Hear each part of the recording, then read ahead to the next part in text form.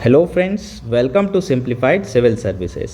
आज हम लोग पीटी 365 इकॉनमी का पार्ट 2 कवर करेंगे। पिछले बार हम लोगों ने जो डिस्कशन किया था उसी के आगे डिस्कशन बढ़ाया जाएगा।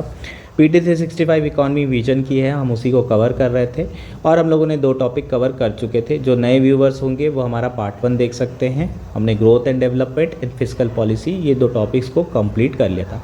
आज हम लोग नेक्स्ट टॉपिक से शुरू करेंगे। लेबर एम्प्लॉयमेंट रिलेटेड इशू से बात शुरू की जाएगी। अगर आपको कॉन्सेप्ट क्लियर हो रहे हैं, समझ में आ रहा है, तो प्लीज़ आप लोग कमेंट कर सकते हैं, लाइक कर सकते हैं, शेयर कर सकते हैं, सब्सक्राइब कर सकते हैं। ठीक, तो शुरू करते हैं आज का हमारा डिस्कशन। ज़्यादा टाइम वेस्ट नहीं करेंगे, डायरेक्टली फोकस करेंगे टॉपिक्स पे। आज का हमारा फर्स्ट टॉपिक है labour employment and skill development. इस ज़्यादातर ये जो टॉपिक है स्टैटिक है, इंफॉर्मेशन बेस्ड टॉपिक है। इसके अंदर जो हमारा फर्स्ट आर्टिकल है वो है पीरियोडिक लेबर फोर्स सर्वे। बहुत इंपॉर्टेंट है, प्रीलिम्स के पर्सपेक्टिव से 2017 से न्यूज़ में आपको पूछा जा सकता है। न्यूज़ में क्यों है पहले ये समझ लेते हैं। रिसेंटली 2022-23 का जो डेटा है ना, वो रिलीज़ किया गया है। उसमें labour force participation rate increase हुआ है 55.2% से 57.9%।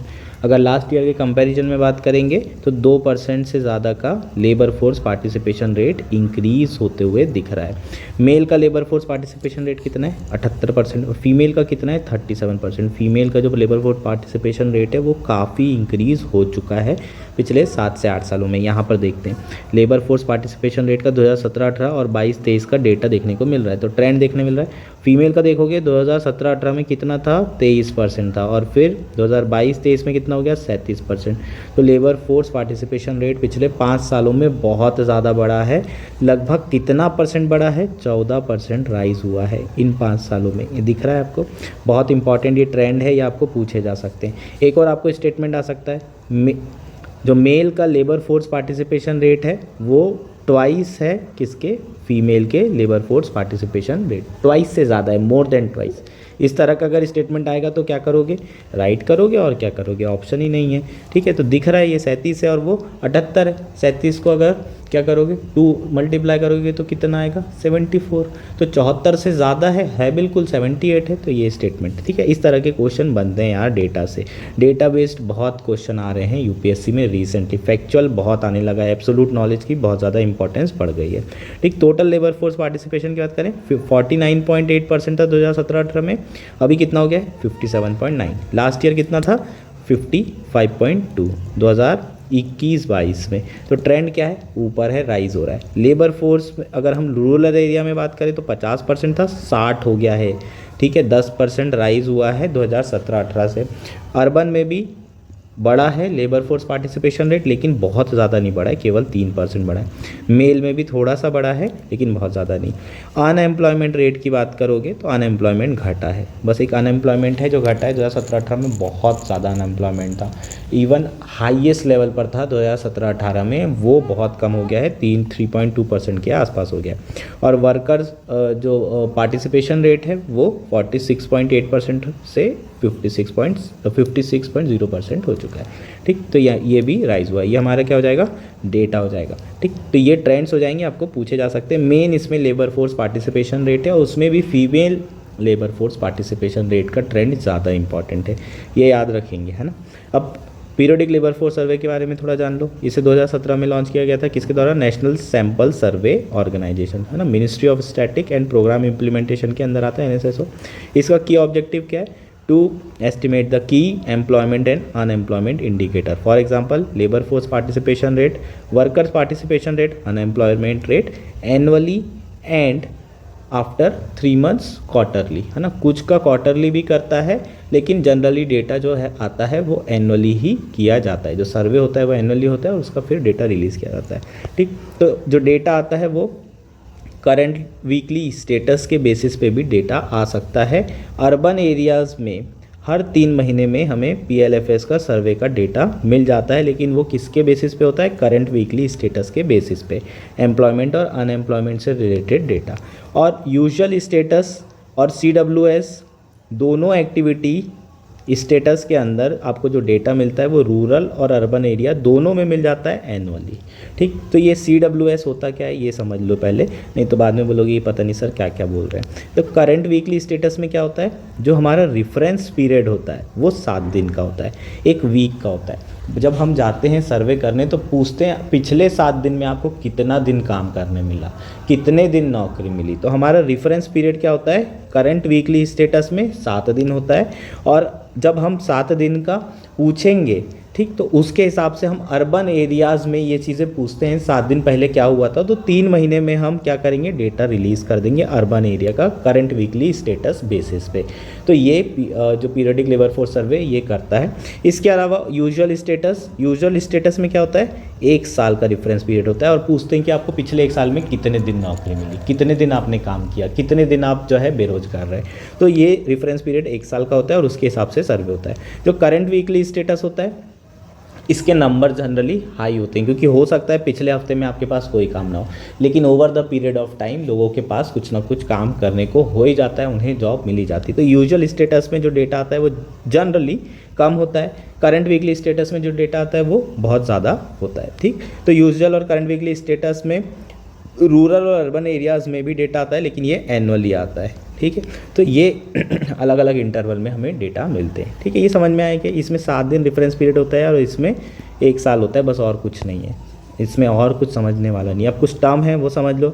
Labour force participation rate, percentage of person in labour force in the population. इसका मतलब क्या है, labour force divided by population total into 100 अगर करेंगे तो हमारा क्या आ जाएगा, लेबर फोर्स पार्टिसिपेशन रेट आ जाएगा। लेकिन यहाँ पर जो लेबर फोर्स है वो क्या होती है ये समझने की ज़रूरत है।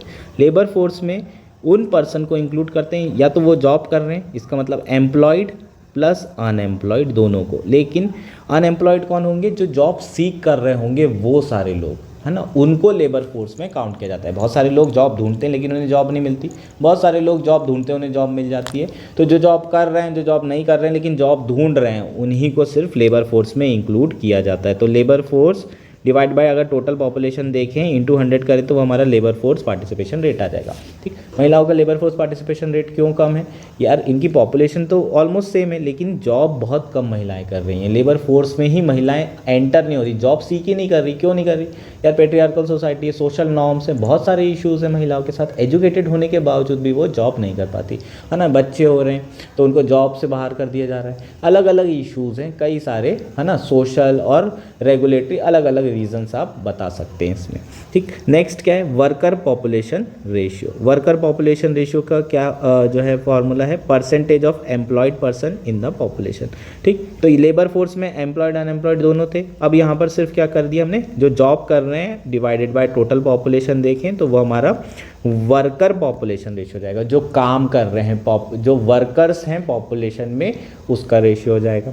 अनएम्प्लॉयमेंट रेट क्या होता है, percentage of person unemployed among the person in the labour force.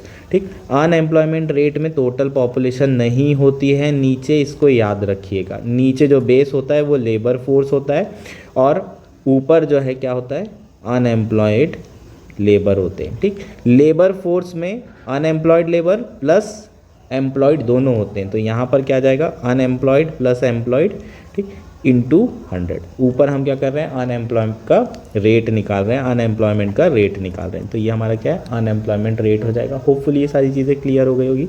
Activity status की बात की, यूजुअल स्टेटस में, एक्टिविटी स्टेटस में जो रेफरेंस पीरियड होता है वो 365 दिन होता है। करंट वीकली स्टेटस में पिछला 7 दिन जो है क्या किया जाता है, जो भी एक्टिविटी पिछले 7 दिन में की गई है उसको सर्वे में लिया जाता है। ठीक है, PLFS फाइंडिंग ऑन जेंडर पे गैप, जो PLFS की फाइंडिंग है जेंडर पे गैप से रिलेटेड उसे देख लेते हैं।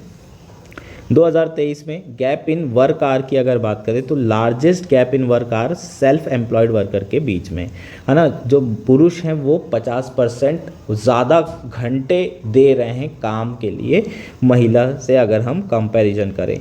और लोवेस्ट जो है गैप वर्क आवर में किस जॉब में है, रेगुलर वेज वर्कर में, केवल 19%। ठीक है, जो रेगुलरली काम कर रहे हैं उसमें महिला और पुरुष के बीच में जो घंटे लेबर फोर्स काम कर रही है उसमें कोई भी ज़्यादा डिफरेंस नहीं देख रहा है। अगर वो वो रेगुलर वेज वर्कर है तो। लेकिन अगर सेल्फ एम्प्लॉयड वर्कर है तो पुरुष 50 घंटे अधिक काम कर रहा है, तो ऑब्वियस है अधिक काम करेगा तो उसे अधिक पैसा भी मिलेगा। तो man earn more than women across all form of work, ये स्टेटमेंट आपको याद रखना है। थोड़ा सा ऑल लिख दिया है तो कहीं ये मत सोच रहे नहीं ऐसा नहीं हो सकता। ऑल फॉर्म ऑफ वर्क में पुरुष ज़्यादा कमाते हैं महिलाओं से, लेकिन जो गैप है वो ग्रेटेस्ट किस में है, सेल्फ एम्प्लॉयड में, क्योंकि यार पुरुष सेल्फ एम्प्लॉयड में 50 अतिरिक्त घंटे काम कर रहे हैं, दोनों के बीच में डिफरेंस भी है, तो उनको ऑब्वियसली जेंडर के पे में भी काफ़ी ज़्यादा गैप होगा। In 2023 male self employed worker earn 2.8 times that of women, whereas male regular wage worker earn 24% more, केवल 24% ज़्यादा है ना। यहाँ पर 2.8 टाइम है, इसका मतलब 280% यहाँ पर ज़्यादा है। समझ में आया कि ये टाइम वाइम समझ में, थोड़ा बहुत मैथ्स वैस पढ़े हो कि नहीं पता नहीं, ठीक। तो ये हमारा क्या है, काफ़ी इंपॉर्टेंट है, ये वाली चीज़ें आपको ध्यान रखनी है। इस तरह के स्टेटमेंट आपको पूछे जा सकते हैं। Labour force participation rate for women, rural women have increased with a significant rise in a proportion of self employed women, है ना। जो लेबर फोर्स पार्टिसिपेशन रेट है फॉर रूरल वुमेन वो काफ़ी ज़्यादा बड़ा है, और वो मेनली सेल्फ एम्प्लॉयड वुमेन का प्रपोर्शन बढ़ा है। सेल्फ एम्प्लॉयड वुमेन का मतलब क्या है, एग्रीकल्चर में बहुत ज़्यादा महिलाएं जो है काम कर रही है, और ये अच्छी बात नहीं है, ये चिंता की बात है। क्यों? क्योंकि महिला मतलब जो पुरुष होंगे वो शहर चले गए होंगे, माइग्रेशन के कारण माइग्रेंट बन गए होंगे, बाहर नौकरी कर रहे होंगे, और महिलाओं को खेती करना पड़ रहा होगा क्योंकि एग्रीकल्चर वायबल नहीं रहा, इसलिए पुरुष छोड़ के जा रहे हैं और महिलाओं को एग्रीकल्चर में आना पड़ रहा है। उसके कारण पार्टिसिपेशन रेट जो है काफ़ी ज़्यादा बढ़ चुका है महिलाओं का।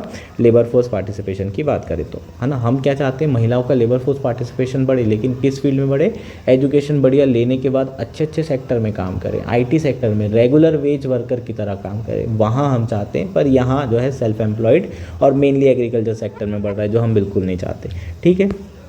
नेक्स्ट आर्टिकल क्या है, Nobel Prize in economy women in labour force, ठीक है। तो नोबेल प्राइज मिला है इकोनॉमी में, किसको मिला है यार, क्लॉडिया गोल्डिन को मिला है। क्यों मिला है, for advancing the understanding of women labour market outcomes, ठीक है। ये ध्यान रखना है आपको, UPPCS में, है ना, अब तो पोस्टपोन हो गई है, जुलाई में जब भी होगी तब आ जाएगा। MPPSC, महाराष्ट्र PSC, है ना, ये सिर्फ ऐसे डायरेक्टली पूछेगा और आपका नाम भी पूछ सकता है, ठीक है। थोड़ा सा नोबेल प्राइज़ के बारे में जान लो। नोबेल प्राइज़ की शुरुआत जो है 1901 में हुई थी। शुरुआत में केवल 5 कैटेगरीज़ में एनुअली नोबेल प्राइज़ दिया जाता था। 6 कैटेगरीज़ इकॉनमी को जो है 1968 में शुरू किया गया Nobel Prize in economic science. किसके द्वारा शुरू किया गया, Royal Bank of Sweden, and was first awarded in 1969। पहली बार इकॉनमी का नोबेल प्राइज़ 1969 में दिया गया, ठीक। कौन देता है ये Nobel Prize, Royal Swedish Academy of Sciences awarded the Nobel Prize in physics, chemistry and economy. Nobel Prize in literature is awarded by Swedish Academy, Stockholm, Sweden. Nobel Assembly at Karolinska institute, Stockholm, Sweden award the Nobel Prize in medicine, ठीक। और जो नॉर्वेन Nobel committee होती है वो Nobel peace prize देती है। यार ये स्टैटिक चीज़ें हैं, इसको आपको ध्यान में रखना होगा, ठीक। एक जो आसान है वो याद रख लो, जो नॉर्वे वाला है वो शांति का पुरस्कार देता है, बाकी सब स्वीडन वाले, ठीक।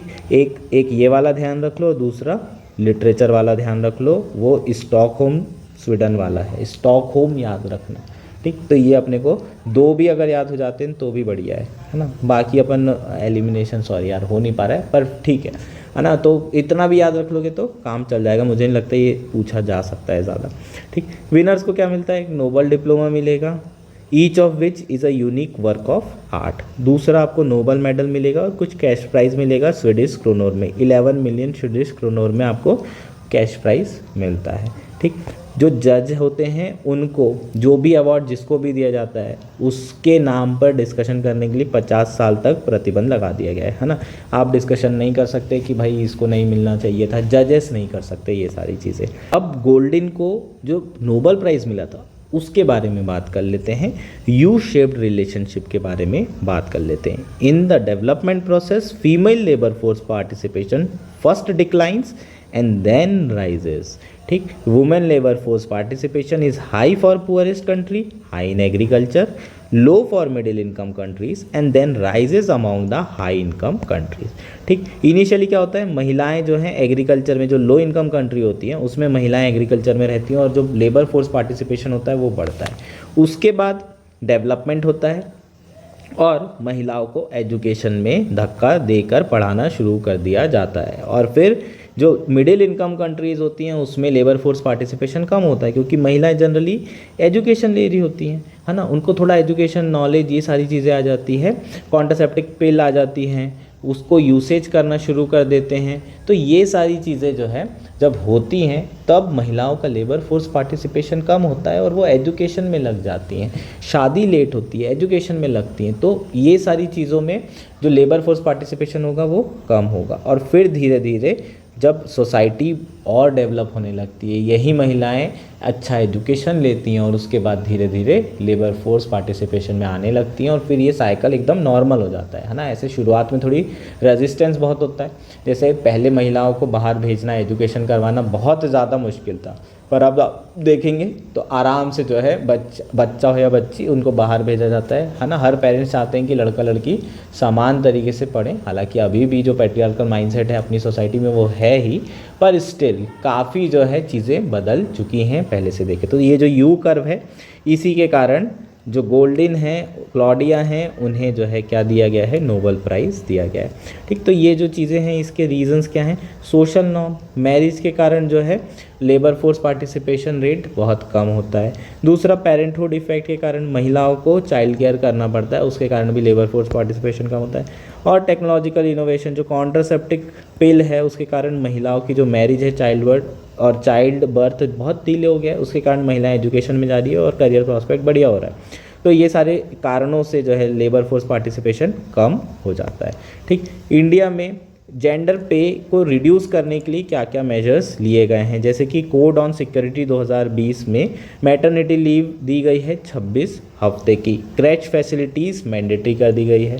ठीक है, 50 से अगर ज़्यादा लेबर हैं किसी भी कंपनी में तो वहाँ पर क्रैच फैसिलिटीज़ प्रोवाइड ज़रूर की जाएगी। ठीक, code on occupational safety health and working condition 2020 जो आपका कोड है उसके हिसाब से देखें तो employment of labour in the above ground miles and below ground working in technical supervising and managerial work, ये सारी चीज़ें अलाउ कर दी गई है। महिलाओं को भी अब जो माइनिंग से रिलेटेड चीज़ें हैं वहाँ पर भी एंट्री मिल गई है, तो ऑब्वियसली अब महिलाएं जो हैं इस फील्ड में भी आ गई हैं और जॉब करना शुरू कर दिए। लेबर फोर्स पार्टिसिपेशन इसके कारण भी बढ़ गया है। कोड ऑन वेजेस 2019 के हिसाब से no discrimination on employees on the ground of gender, clear cut इसमें दिया हुआ है। नेक्स्ट क्या है हमारा, गिग इकॉनमी। गिग इकॉनमी के बारे में तो यार जानते हो, रिसेंटली बहुत ज़्यादा न्यूज़ में ब्लिंकिट के जो वर्कर्स हैं, जोमेटो हैं, स्विगी डिलीवरी राइडर्स हैं, ये लोग बहुत ज़्यादा प्रोटेस्ट कर रहे हैं, उसी के कारण गिग वर्कर बहुत ज़्यादा न्यूज़ में है ना। इसके बारे में हम जानते होंगे गिग इकॉनमी क्या है। गिग इकॉनमी एक फ्री मार्केट सिस्टम है in which temporary position are common and organisation contract with individual worker for short term engagement. ठीक, तो गिग इकॉनमी में ये होता है कि डायरेक्टली जो एम्प्लॉय है और एम्प्लॉयर है उनके बीच में ट्रेडिशनल रिलेशन नहीं होता, शॉर्ट टर्म एंगेजमेंट होती है। ऐसा करो, ये प्रोजेक्ट है, इसको 1 महीने में निपटाओ, आपको 50,000 रुपये देता हूँ। ये शॉर्ट टर्म एंगेजमेंट को हम क्या बोलते हैं, गिग इकॉनमी बोलते हैं। इसमें ट्रेडिशनल जो हमारा 9 से 5 वाला एम्प्लॉयर एम्प्लॉय का जो संबंध था वो पूरी तरीके से ख़त्म हो जाता है। 9 से 5 वाली टाइमिंग के हिसाब से अब ऑफिस जाना, ये सारी चीज़ें ख़त्म। बस आपको एक प्रोजेक्ट दिया, बोला इस प्रोजेक्ट को कंप्लीट करो, हमें 2 महीने के पीरियड में आप ये कंप्लीट करके दीजिए, हम आपको 1.5 लाख रुपए देते हैं या 50,000 रुपये देते हैं। इस तरीके से काम जो है अब हो रहे हैं। जो ट्रेडिशनल संबंध था एम्प्लॉयर एम्प्लॉय के बीच में वो पूरी तरीके से ख़त्म हो चुका है, जो अरेंजमेंट था वो पूरी तरीके से ख़त्म हो चुका है।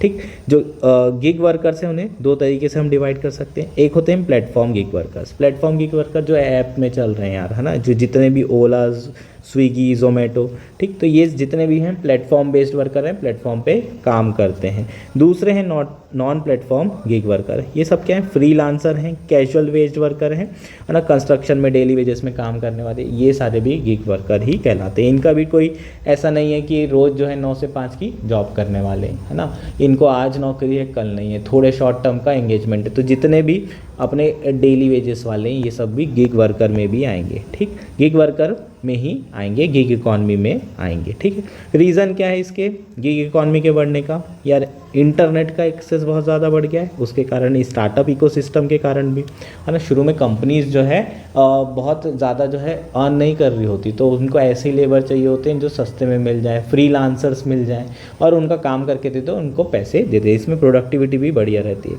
इसके अलावा जो चेंजिंग वर्क अप्रोच हो रही है उसके कारण भी हो रहा है, और कॉन्ट्रेक्चुअल एम्प्लॉयज़ की जो डिमांड है वो भी बढ़ रही है। लेबर फोर्स भी जो लेबर फोर्स के लॉज हैं, लेबर लॉज हैं, उसको भी क्या नहीं करना पड़ता है, इम्प्लीमेंट नहीं करता पड़ता है जो कंपनीज़ हैं उनको, तो वो सारे नॉर्म्स को फुलफ़िल नहीं करना पड़ता, उसकी जो कॉस्ट है वो भी बच जाती है, तो काफ़ी बेनिफिट होता है कंपनीज़ को भी और लेबर को भी बेनिफिट होता है। काम करो अपने हिसाब से, अपने टाइम पे काम करो, पैसा लो, आगे बढ़ो, है ना। तो कोई ऐसा यहाँ पर बाउंडेशन नहीं होता है, तो कंज्यूमर को भी फ़ायदा है, एम्प्लॉयज़ को भी फ़ायदा है, एम्प्लॉयर को भी फ़ायदा और कंट्री को भी फ़ायदा। ठीक, काफ़ी फ्लेक्सिबिलिटीज़ होती है एम्प्लॉय के लिए, घर बैठे काम कर सकते हैं, वर्क लाइफ बैलेंस करना भी आसान होता है। ये सब यहाँ पर बेनिफिट्स दिए हुए थे। एम्प्लॉयर के लिए लो कॉस्ट लेबर मिल जाते हैं, लो कंप्लाइंस कॉस्ट हो जाती है, अपने लेबर लॉस को फॉलो ही नहीं करना है, और डाइवर्स पूल ऑफ लेबर, अलग अलग तरह के लेबर भी, टैलेंटेड लेबर भी मिल जाते हैं। कंज्यूमर को क्या है भाई, पर्सनलाइज सर्विस मिल जाती है, पर्टिकुलर आदमी जिस फील्ड का है उसी फील्ड का मिल जाता है, सेव टाइम एंड मनी, ये सारी चीज़ें भी मिलती हैं। ठीक, अब रेगुलेटरी फ्रेमवर्क की बात कर लेते हैं। द कोड ऑन वेजेस 2019 में जो वेजेस है ना, फ्लोर वेज, वो सारे वर्कर्स के लिए दी गई है, ऑर्गेनाइज्ड अनऑर्गेनाइज्ड सेक्टर के वर्कर्स के लिए, और उसमें गिग वर्कर भी इंक्लूड होते हैं। इसका मतलब यूनिवर्सल मिनिमम वेज जो यहाँ पर इस कोड के तहत निर्धारित की जाएगी, उसमें गिग वर्कर्स भी आएंगे। मतलब मिनिमम वेज आपको देना ही पड़ेगा, उससे ऊपर ही देना पड़ेगा, उससे कम नहीं दे सकते, ये नहीं तो वो कोड ऑन वेजेस 2019 का वायलेशन कहलाएगा और आपको पनिशमेंट भी दी जा सकती है। दूसरा है कोड ऑन सोशल सिक्योरिटी 2020। इसमें जो है गिग वर्कर्स को कुछ राइट्स मिले हैं, उनको सोशल सिक्योरिटी प्रोटेक्शन प्रोवाइड करने की बात की गई है। इसमें जो है गिग वर्कर है ना, गिग प्लेटफॉर्म और अनऑर्गेनाइज वर्कर को डिफ़ाइन करने की भी कोशिशें की गई है, इसमें अटेम्प्ट्स किए गए हैं, है ना, इवन डिफ़ाइन किया गया है, और उसके साथ कुछ एंटाइटलमेंट भी दिए गए हैं गिग वर्कर्स को।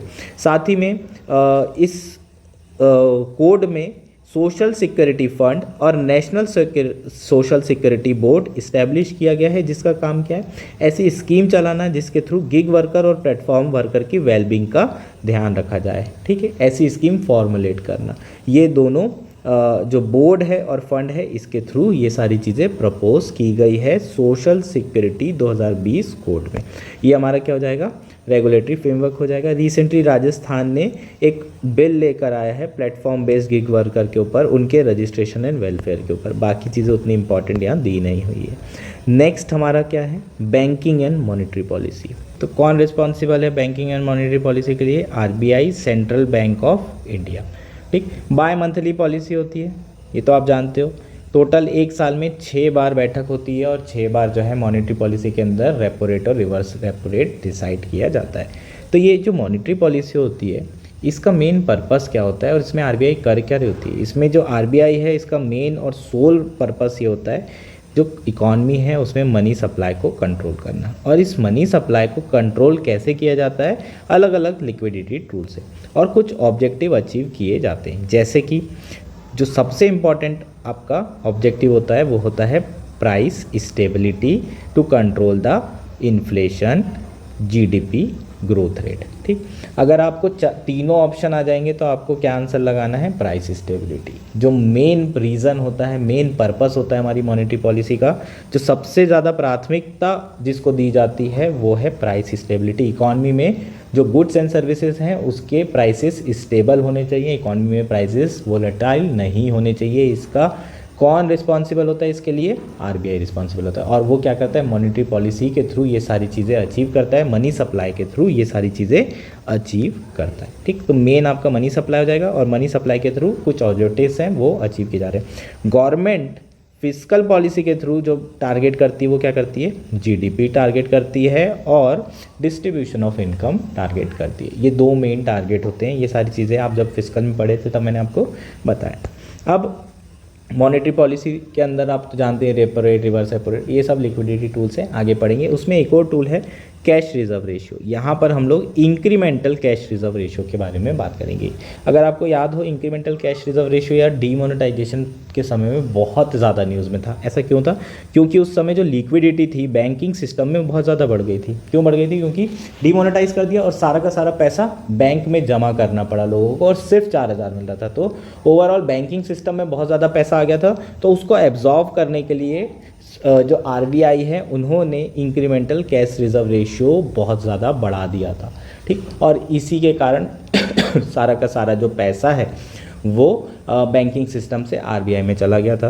तो जो आईसीआरआर है इसका यूज़ क्या है? To absorb surplus liquidity in the system. अगर सरप्लस लिक्विडिटी है तो उसको जो है एब्जॉर्ब करने के लिए इंक्रीमेंटल सीआरआर को यूज़ किया जाता है। ठीक, उससे पहले कैश रिजर्व रेशियो क्या होता है वो समझ लो, तब आईसीआरआर ज़्यादा ईजिली समझ में आ जाएगा। It is a share of bank net demand and time liabilities. ठीक, अभी के समय में सीआरआर कितना है? 4%। 4% एनडीटीएल का, हर बैंक का एनडीटीएल अलग अलग होता है, उसका 4% किसको देना पड़ेगा? आरबीआई के वॉल्ट में रखना पड़ेगा, और वो भी कैश फॉर्म में। कोई इंटरेस्ट नहीं मिलने वाला है इसमें। एसएलआर में इंटरेस्ट मिलता है लेकिन कैश रिजर्व रेशियो में कोई इंटरेस्ट नहीं रहता। आरबीआई की वॉल्ट खाली है, अपना एनडीटीएल निकालो, 4% उसका जितना भी आ रहा है निकाल के यहाँ पर आपको रखना पड़ेगा आरबीआई के पास में। होपफुली ये सारी चीज़ें समझ में आ गई। Net demand and time liabilities के बारे में जानते होंगे, नहीं जानते हो तो अभी बता देते हैं। Net demand and time liabilities shows the difference between the sum of demand and time liabilities of the bank and deposit in the form of asset held by the other bank। ठीक, तो किसी भी bank की liabilities होगी और asset होंगे, इन दोनों का डिफरेंस हम लोग यहाँ पर निकालेंगे। अब यहाँ पर क्या बोला जा रहा है?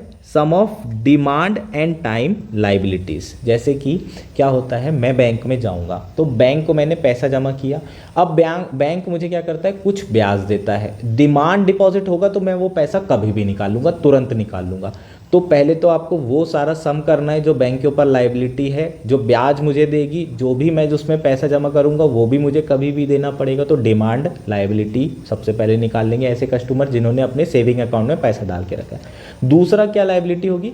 फिक्स डिपॉजिट होते हैं। जैसे कि बैंक बोलते हैं कि आप 6 साल हमारे पास पैसा रखो, हम आपको 6 साल बाद 10% ब्याज देंगे, 10% के ब्याज में। तो ये लाइबिलिटी इनकी क्या हो गई? 6 साल बाद की हो गई। तो ऐसी कितनी टाइम डिपॉजिट लाइबिलिटी है, इन सबको ऐड करो सारे कस्टमर की, और जितने भी एसेट्स हैं उससे माइनस करो, जो फाइनली नंबर आएगा उसका 4% आपको यहाँ पर इसमें रखना पड़ेगा आरबीआई की वॉल्ट में as a in the form of cash. इसको हम बोलते हैं कैश रिजर्व रेशियो, है ना। तो ये किसके अंदर रेगुलेट किया जाता है? आरबीआई एक्ट 1934 के अंदर इसे रेगुलेट किया जाता है। और almost all schedule commercial bank that include public and private sector, foreign banks, regional rural bank and cooperative bank, सबको सीआरआर मेंटेन करना पड़ता है। इनफैक्ट अगर आप बात करें पेमेंट बैंक की तो इनको भी सीआरआर मेंटेन करना पड़ता है। इनका जो सीआरआर का परसेंटेज है आप गूगल करके देखिए, ये नॉर्मल परसेंटेज से अलग दिखाई दे सकता है। कितना है आप मेरे को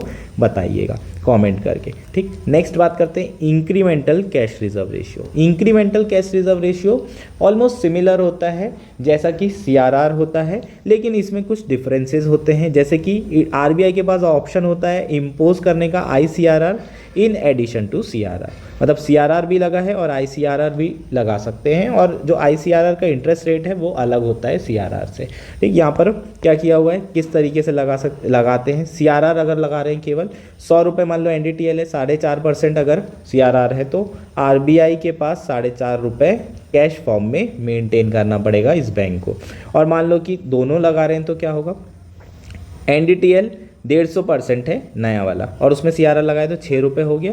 और इंक्रीज इन एनडीटीएल अगर देखें, जो एक्सेस लिक्विडिटी बड़ी है वो कितनी हो गई, 50 रुपये हो गई। तो और उसमें जो है 10% इंक्रीमेंटल कैश रिजर्व रेशियो लगा देते हैं, 100% भी लगा सकते हैं, है ना। उस समय डीमोनेटाइजेशन के समय में इंक्रीमेंटल कैश रिजर्व रेशियो 100% कर दिया था।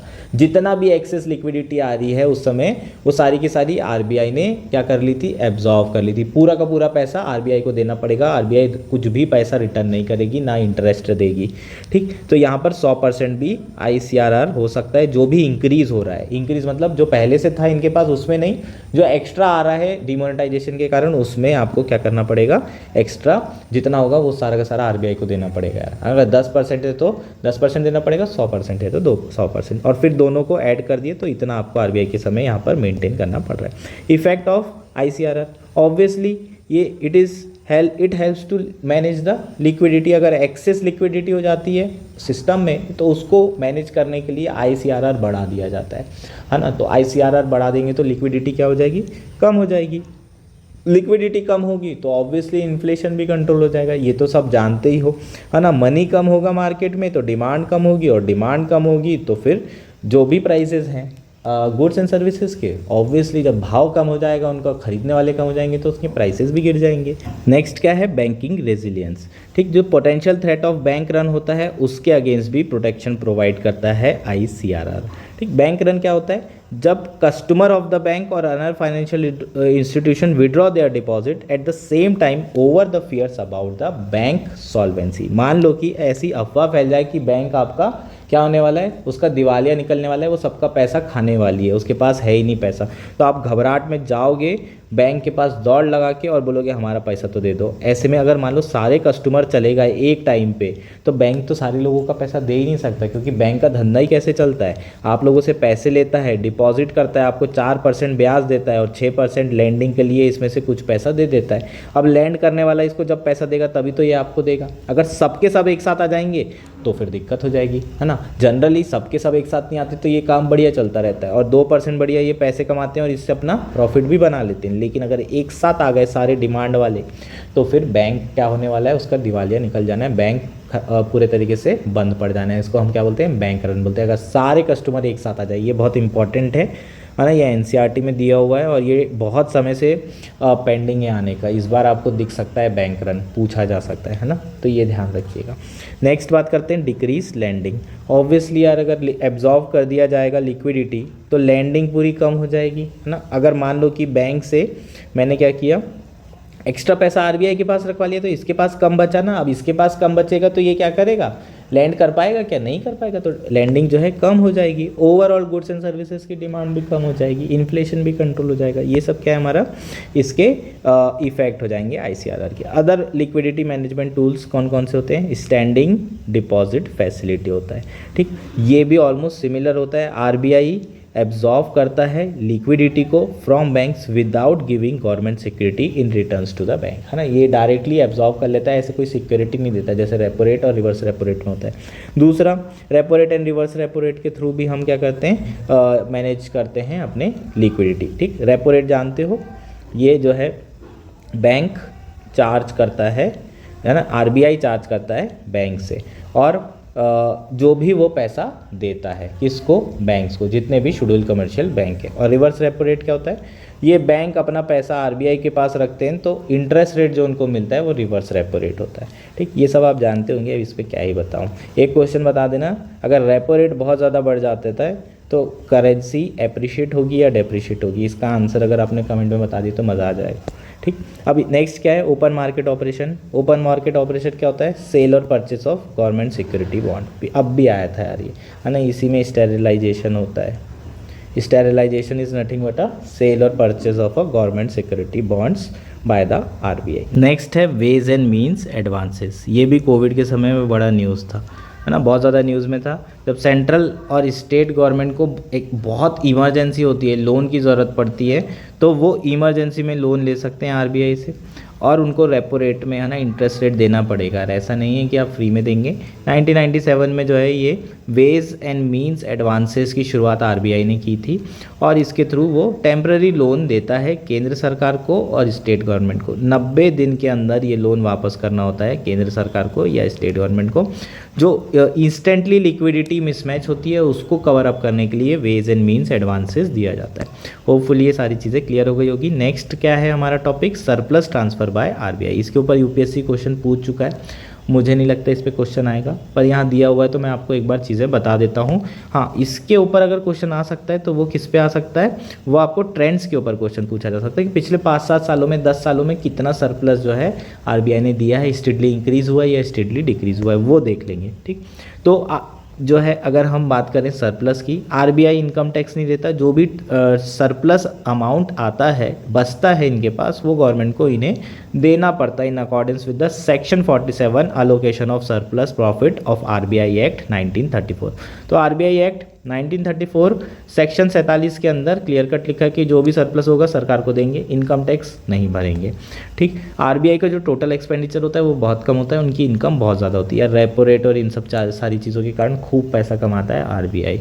ठीक, और जो मेजर चंक ऑफ इस सरप्लस होता है वो कंटिजेंसी फंड में जाता है और एसेट डेवलपमेंट फंड में जाता है। लेकिन 2013 में मालेगाम कमेटी की रिकमेंडेशन थी और बाद में under revise economic capital framework by Bimal Jalan committee इन्होंने कहा था कि जो जो सरप्लस मनी है उसको ट्रांसफ़र करना चाहिए सरकार को। ठीक, तो यहाँ देखोगे सरप्लस मनी 15,000 करोड़ के आसपास था जो कि ट्रांसफ़र किया गया था सरकार को, और फिर धीरे धीरे वो बढ़ता चला गया, 2014-15 तक बढ़ा, फिर स्थिर रहा, फिर कम हो गया और उसके बाद फिर 17-18 के बाद एकदम राइज हुआ, फिर कम होके फिर बढ़ा है। तो ना स्टेडली इंक्रीजिंग है लास्ट डिकेड में, ना स्टेडली डिक्रीजिंग है, बड़ा कम हुआ, इस तरीके से चल रहा है। ये ट्रेंड्स हो गए हमारे। नेक्स्ट टॉपिक है transition away from London interbank offered rate LIBOR. Recently news में क्यों है पहले ये देखते हैं। आरबीआई ने एडवाइजरी इशू की है to banks and other RBI regulated entities, that is financial intermediaries including NBFCs. जितने भी आरबीआई रेगुलेटेड एंटिटीज़ हैं उनके लिए एडवाइजरी है। उन्हें कहा गया है कि ऐसी स्टेप लीजिए जिससे इंश्योर हो सके complete transition from the London interbank offered rate. ठीक, हमें किससे ट्रांजिशन करना है, लंदन इंटरबैंक ऑफर्ड रेट से। तो ये अगर टर्म समझ में आ जाएगा तो जितना भी टॉपिक है उसको समझने में दिक्कत नहीं आएगी। थोड़ा सा इसके बारे में समझ लेते हैं। ठीक, मान लीजिए कि बैंक को पैसा चाहिए, है ना, बैंक को लेंडिंग करने के लिए पैसा चाहिए होगा, किसके पास जाता है, आरबीआई के पास। आरबीआई क्या करता है, इंटरेस्ट रेट चार्ज करता है जिसको हम रेपो रेट बोलते हैं। आरबीआई जो रेपो रेट लगाता है वो खुद से डिसाइड करता है कि कितना इंटरेस्ट रहेगा, और वो कैसे डिसाइड होता है, एमपीसी के थ्रू। उसमें कितने मेंबर हैं, 6 हैं। कास्टिंग वोट कौन करता है, गवर्नर। ये सब हम जानते हैं। तो यहाँ पर क्या हो रहा है, रेपो रेट के थ्रू जो है आरबीआई बैंक को पैसा दे रहा है। क्या अकेला आरबीआई के पास से ही पैसा लिया जा सकता है, ये क्वेश्चन है। ऐसा ज़रूरी नहीं है, हो सकता है कि स्टैंडर्ड चार्टर्ड बैंक एसबीआई से पैसा उठा ले, या दूसरे बैंक से पैसा उठा ले, या फिर बाहर किसी फॉरेन बैंक है उनसे पैसा उठा ले। अगर वो फॉरेन बैंक से पैसा उठाते हैं तो इंटरेस्ट रेट कौन डिसाइड करेगा, तब उस समय वो इंटरेस्ट रेट डिसाइड करने के लिए ये जो लंदन इंटरबैंक ऑफर्ड रेट है इसके थ्रू जो है इंटरेस्ट रेट डिसाइड किया जाता है। ठीक, तो जो लाइबोर है वो बेसिकली क्या है, एक ग्लोबल बेंचमार्क इंटरेस्ट रेट है। ये जो टर्म है इसको ध्यान रखेंगे, जिसमें ग्लोबल बैंक एक दूसरे को लेंडिंग करते हैं। जो ग्लोबल लेवल पर जो बैंक होती है, जो चेन होती है, वो एक दूसरे को लेंडिंग किस तरीके, कौन से रेट में करेंगे, एक बेंचमार्क रेट होता है लाइबोर, उस रेट बेंचमार्क रेट में ही जो है जनरली क्या की जाती है, इंटर बैंक लेंडिंग की जाती है, और जो शॉर्ट टर्म लोन्स हैं वो सारे के सारे इसी इंटरेस्ट रेट पे लिए जाते हैं। इसी तरीके से एक और टर्म है, इंडिया के अगर बैंक से लेना है तो कैसे करेंगे, Mumbai inter bank forward outright rate. ठीक, इसके थ्रू हम क्या करते हैं, जो इंडिया के बैंक्स हैं, इंडिया के लोकल एसबीआई हो गया, सेंट्रल बैंक हो गया, ये एक दूसरे से अगर पैसा उठा रहे हैं तो वो जो है कौन डिसाइड करेगा, किसका बेंचमार्क रेट कौन देगा, ये बेसिकली माई फॉर आपको देगा। होपफुली ये सारी चीज़ें क्लियर है। तो यहाँ पर जो फाइनेंशियल बेंचमार्क है वो क्या है, एक तरीके से इंडेक्स है, रेफरेंस रेट है, ताकि जो प्राइस है सेटलमेंट किया जा सके। ठीक, अब रेगुलेशन की बात करते हैं लाइबोर की। 2014 के पहले इसको कौन एडमिनिस्टर कर रहा था, ब्रिटिश बैंकर एसोसिएशन।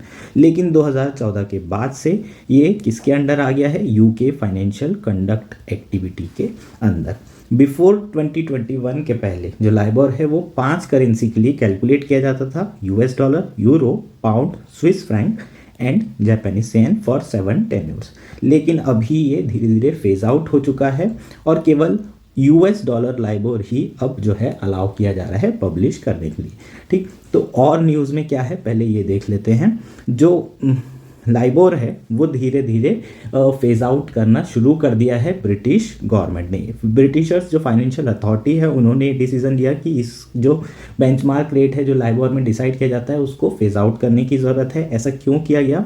जब पता चला कि कुछ लार्ज बैंक हैं जो कि मैनिपुलेट कर रहे हैं रेफरेंस रेट को, है ना, वो गलत डेटा दे रहे थे और उसके थ्रू ये मैनिपुलेशन किया जा रहा था जिससे रेफरेंस रेट जो बेंचमार्क रेट है वो ऊपर नीचे हो रहा था। उसके बाद से ब्रिटिश अथॉरिटीज़ ने, जो फाइनेंशियल अथॉरिटी है, गवर्नमेंट है, उन्होंने डिसाइड किया कि इसको फेज आउट किया जाना चाहिए। उसके बावजूद भी इंडिया में इसका यूटिलाइज अभी भी इसे यूज़ किया जा रहा था। आरबीआई ने क्लियर कट कह दिया कि भैया आप लोग क्या करेंगे, इसको यूज़ करना पूरी तरीके से बंद करेंगे।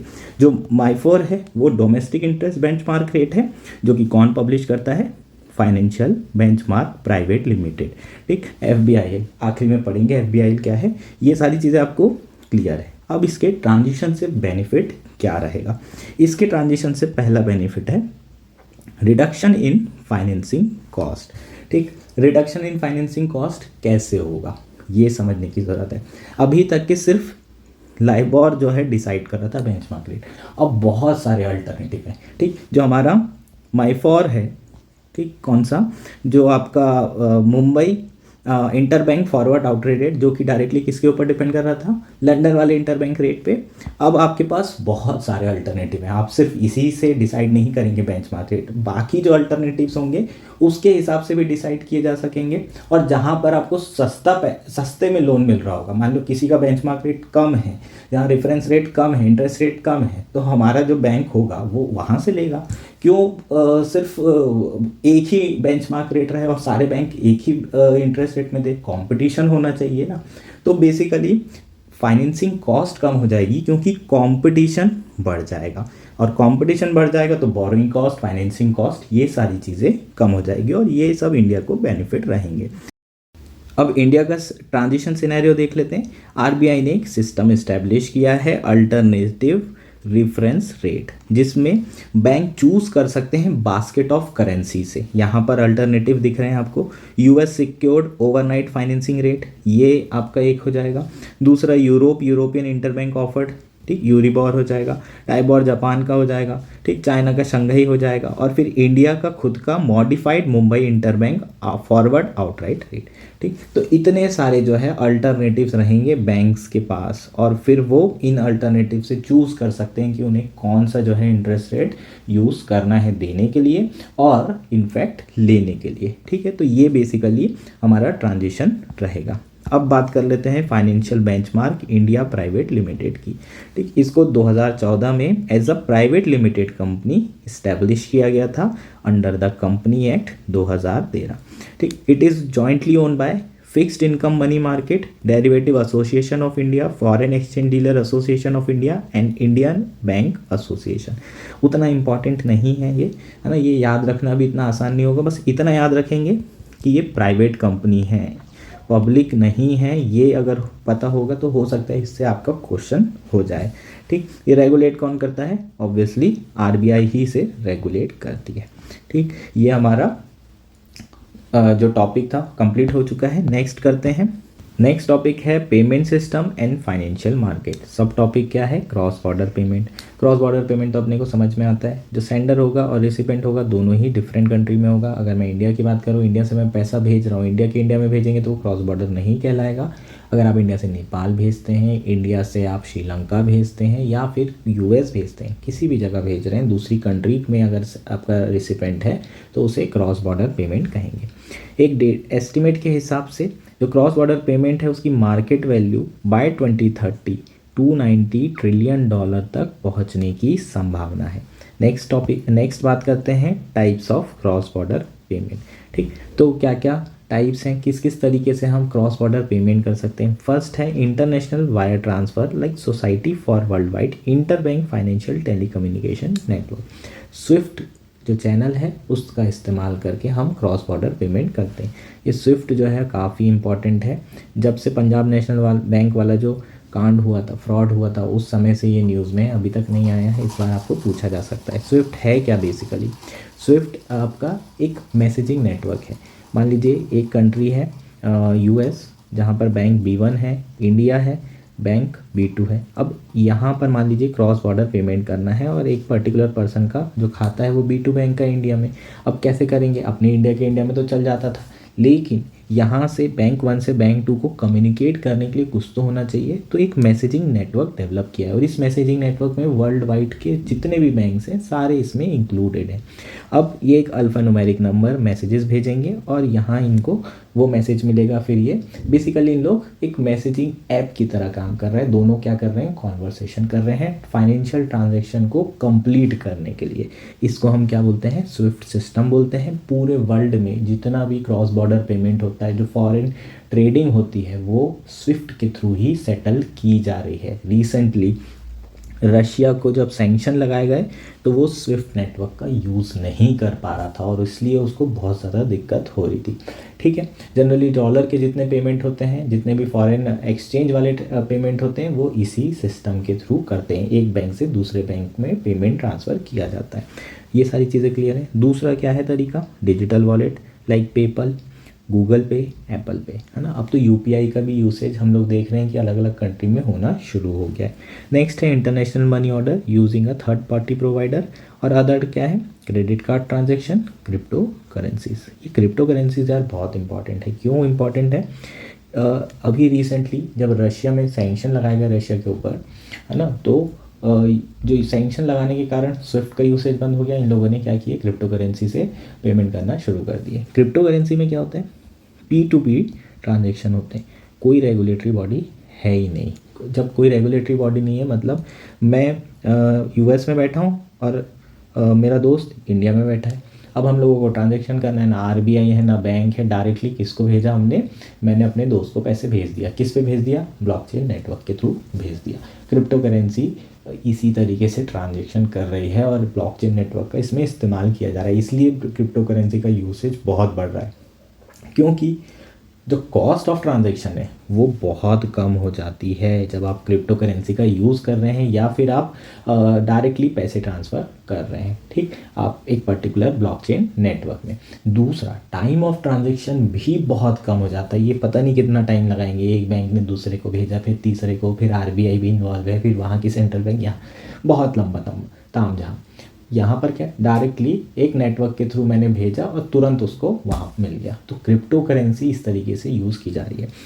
चूँकि क्रिप्टो करेंसी में कोई रेगुलेशन नहीं है, इसलिए फ्रॉड होने की संभावना रहती है और इसलिए CBDC डेवलप की जा रही है, डिजिटल करेंसी डेवलप की जा रही है, ताकि क्रिप्टो करेंसी के यूसेज को ख़त्म किया जा सके, क्योंकि उसमें कोई रेगुलेशन नहीं है। CBDC में केवल RBI या सेंट्रल बैंक बस रहेंगे, बाकी बीच के जितने भी बैंक्स हैं वो सारे के सारे ख़त्म हो जाएंगे। उनकी ज़रूरत नहीं है। उन जो बीच में जितने भी इंटरमीडिएरीज होंगे वो नहीं होंगे। अब इंटरमीडिएरीज ख़त्म, तो जो ब्रोकर जैसे बीच का मीडिएटर पैसा लेता है, वैसे बैंक भी पैसे चार्ज करते थे, ट्रांजैक्शन कॉस्ट ऑटोमेटिकली कम। और इन लोग जो प्रोसेसिंग में टाइम लगा रहे हैं वो भी ख़त्म। तो टाइम भी आपको कम लगेगा ट्रांजैक्शन के लिए और कॉस्ट भी कम हो जाएगी, लेकिन आपको सेफ्टी भी मिल रही है, क्योंकि सेंट्रल बैंक उस नेटवर्क में रहेगा और वो ब्लॉकचेन में ही ये नेटवर्क रहने वाला है। होपफुली ये सारी चीज़ें क्लियर है। तो अगर CBDC का यूसेज करेंगे तो हमें स्विफ्ट की चैनल की ज़रूरत ही नहीं पड़ेगी। ये पॉसिबिलिटी हमें मिलती है देखने, और यही एग्जैक्ट क्वेश्चन 2023 के प्रीलिम्स में आया था, है ना। बहुत सारे लोगों को समझ में भी नहीं आया था कि ये एक्चुअल में है क्या। होपफुली ये चीज़ें आपको क्लियर हो गई होंगी। अब मैकेनिज़्म की बात कर लेते हैं। तो सिंपल क्रॉस बॉर्डर मैकेनिज्म कैसी है यार, वो वॉस्ट्रो नॉस्ट्रो वाला जो अकाउंट है ना, उसके थ्रू भेज सकते हैं। एक बैंक है, बैंक B है, दोनों जो है एक दूसरे के अकाउंट में, है ना, एक दूसरे के बैंक में एक दूसरे के अकाउंट हैं, है ना, और हमने ट्रांजैक्शन कर दिया। वॉस्ट्रो नॉस्ट्रो वाला ये सिस्टम है। दूसरा क्या हो सकता है तरीका, एक करस्पॉन्डिंग बैंक है, इसको भेजे, ये इसको भेजेगा, इस तरीके से ट्रांजैक्शन होगा, एक थर्ड पार्टी है। ठीक, तो दो तरीके से हम क्या कर सकते हैं, क्रॉस बॉर्डर पेमेंट कर सकते हैं। सिग्निफिकेंस क्या है यार, ग्लोबलाइजेशन के लिए, है ना, improving access to global market, ये सारी चीज़ें होगी अगर क्रॉस बॉर्डर पेमेंट्स बढ़ेंगे तो। फाइनेंशियल इंक्लूजन बढ़ेगा। इंडिया के लिए ज़्यादा अच्छी चीज़ ये है कि ईजी रेमिटेंस होंगे, अगर क्रॉस बॉर्डर पेमेंट होंगे, हमें आसानी से जो है अपने क्लोज वन को यूएस से बैठ करके इंडिया में पैसे भेज सकते हैं, ट्रांजेक्शन कॉस्ट कम लगेगी, टाइम कम लगेगा, ये सारी चीज़ें। इसके अलावा ट्रैवल एंड टूरिज्म भी फैसिलिटेट होगा क्रॉस बॉर्डर पेमेंट करने में, जैसे यूपीआई अभी फ्रांस में जो है शुरू होने वाला है। फ्रांस जाओगे, फटाक से अपना जीपे निकाला, पेमेंट कर दिया, टेंशन ही खत्म। नेक्स्ट अगर बात करें तो एक्सेलरेटिंग फॉरेन इन्वेस्टमेंट, ठीक है, एफडीआई इनफ्लो भी इससे बढ़ेगा। नेक्स्ट क्या है, इंडिया क्या क्या स्टेप ले रही है क्रॉस बॉर्डर पेमेंट के लिए। यार खुद का जो है ई रूपी इंडिया ने लेकर आया है, ये तो आपको याद होगा। यूपीआई के बारे में मैंने आपको ऑलरेडी बता चुका है, Bhutan, Nepal, Mauritius, UAE, Singapore, यहाँ पर यूपीआई एक्सेप्ट होने लगा है। तो आरबीआई काम कर रही है ताकि क्रॉस बॉर्डर पेमेंट को आसान बनाया जा सके, ठीक है। नेक्स्ट बात कर लेते हैं सेबी के बारे में, security and exchange board of India, ठीक। रिसेंटली सेबी ने लॉन्च किया है investor risk reduction access platform at Bombay stock exchange.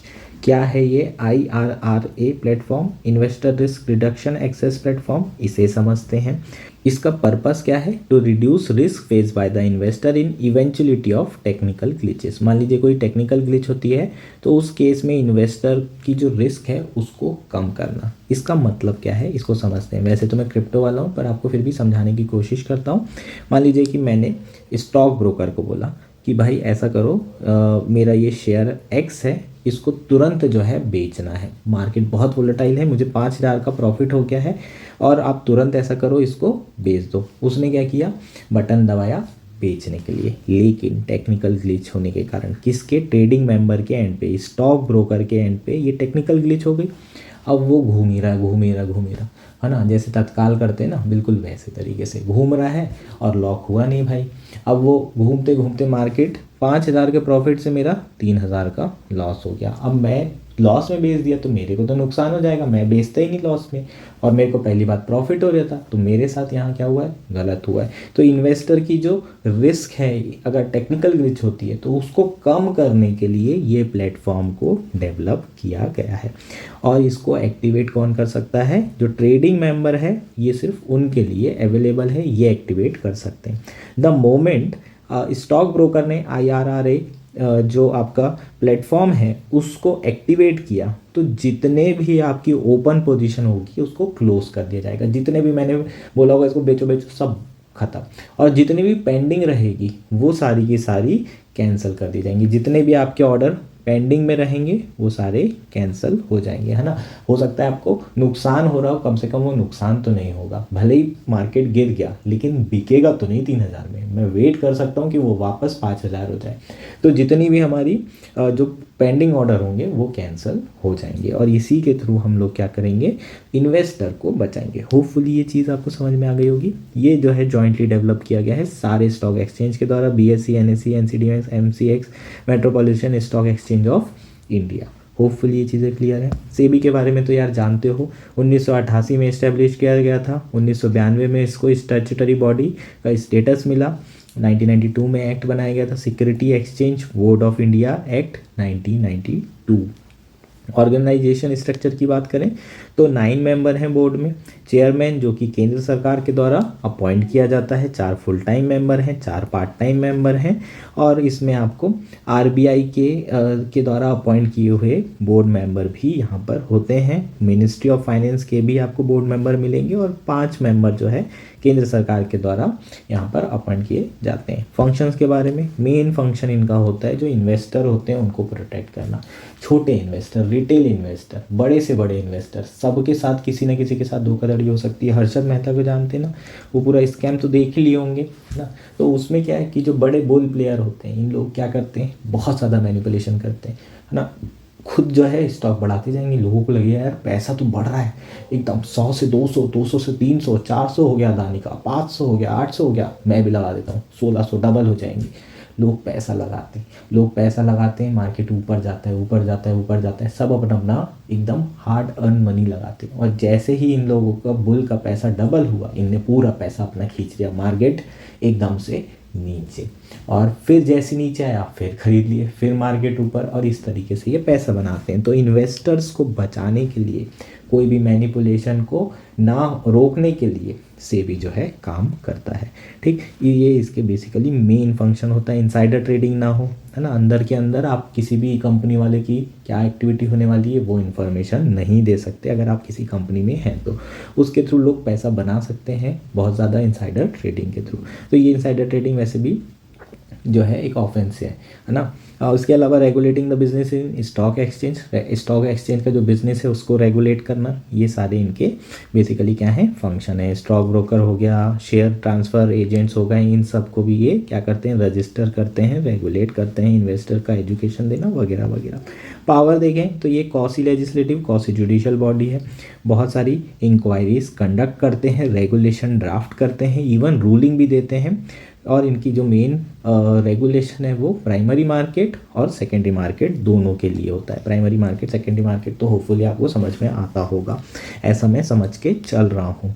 ठीक है, नेक्स्ट, कोई भी मनी अगर pool of worth money 100 crore और उससे ज़्यादा का है तो उससे रिलेटेड स्कीम को भी यही जो है क्या कर रहे हैं, रेगुलेट कर रहे हैं as per security law amendment act 2014। कोई भी इंफॉर्मेशन चाहिए किसी भी कंपनी से तो वो ले सकते हैं, कौन, सेबी वाले।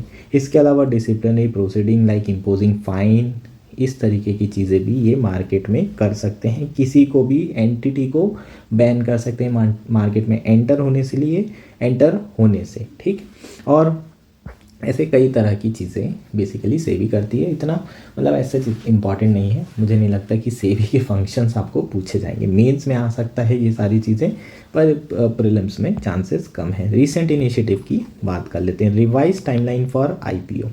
ठीक है, आईपीओ क्या होता है यार, मान लो कि मैं एकदम न्यू कंपनी लिस्ट होने वाली है तो मैं अपना जो पहला शेयर होगा वो क्या करूँगा, जो मार्केट में डालूंगा उसको हम बोलते हैं initial public offerings. Recently Paytm जब आया था तो उसने भी अपना आईपीओ, बहुत कम लोगों को आईपीओ मिल पाता है ना। जनरली जो प्राइमरी मार्केट है वहाँ पर ये आईपीओ क्या होता है, आपका इशू किया जाता है। लेकिन रिसेंटली जो रिटेल इन्वेस्टर हैं उनको भी मिलने लगा है ना। आप लोग भी ट्राई करो, आपको भी हो सकता है कि आईपीओ लग जाए, बहुत पैसा इसमें मिल जाता है। ठीक, नेक्स्ट अगर बात करें तो यहाँ पर क्या हुआ है, जो आईपीओ की टाइमलाइन है उसको हाफ कर दिया है सेबी ने। पहले टोटल 6 दिन लगते थे, अब 3 दिन में आईपीओ इशू किया जा सकता है। IPO largest source of fund है फॉर कोई भी कंपनी के लिए। जब भी वो लिस्टिंग करेगी, लिस्टिंग का मतलब क्या है, अब वो अपने शेयर जो है पब्लिक को बेच सकती है। समझ में आया क्या। नेक्स्ट है BRSR core framework, business responsibility and sustainability report core and updated.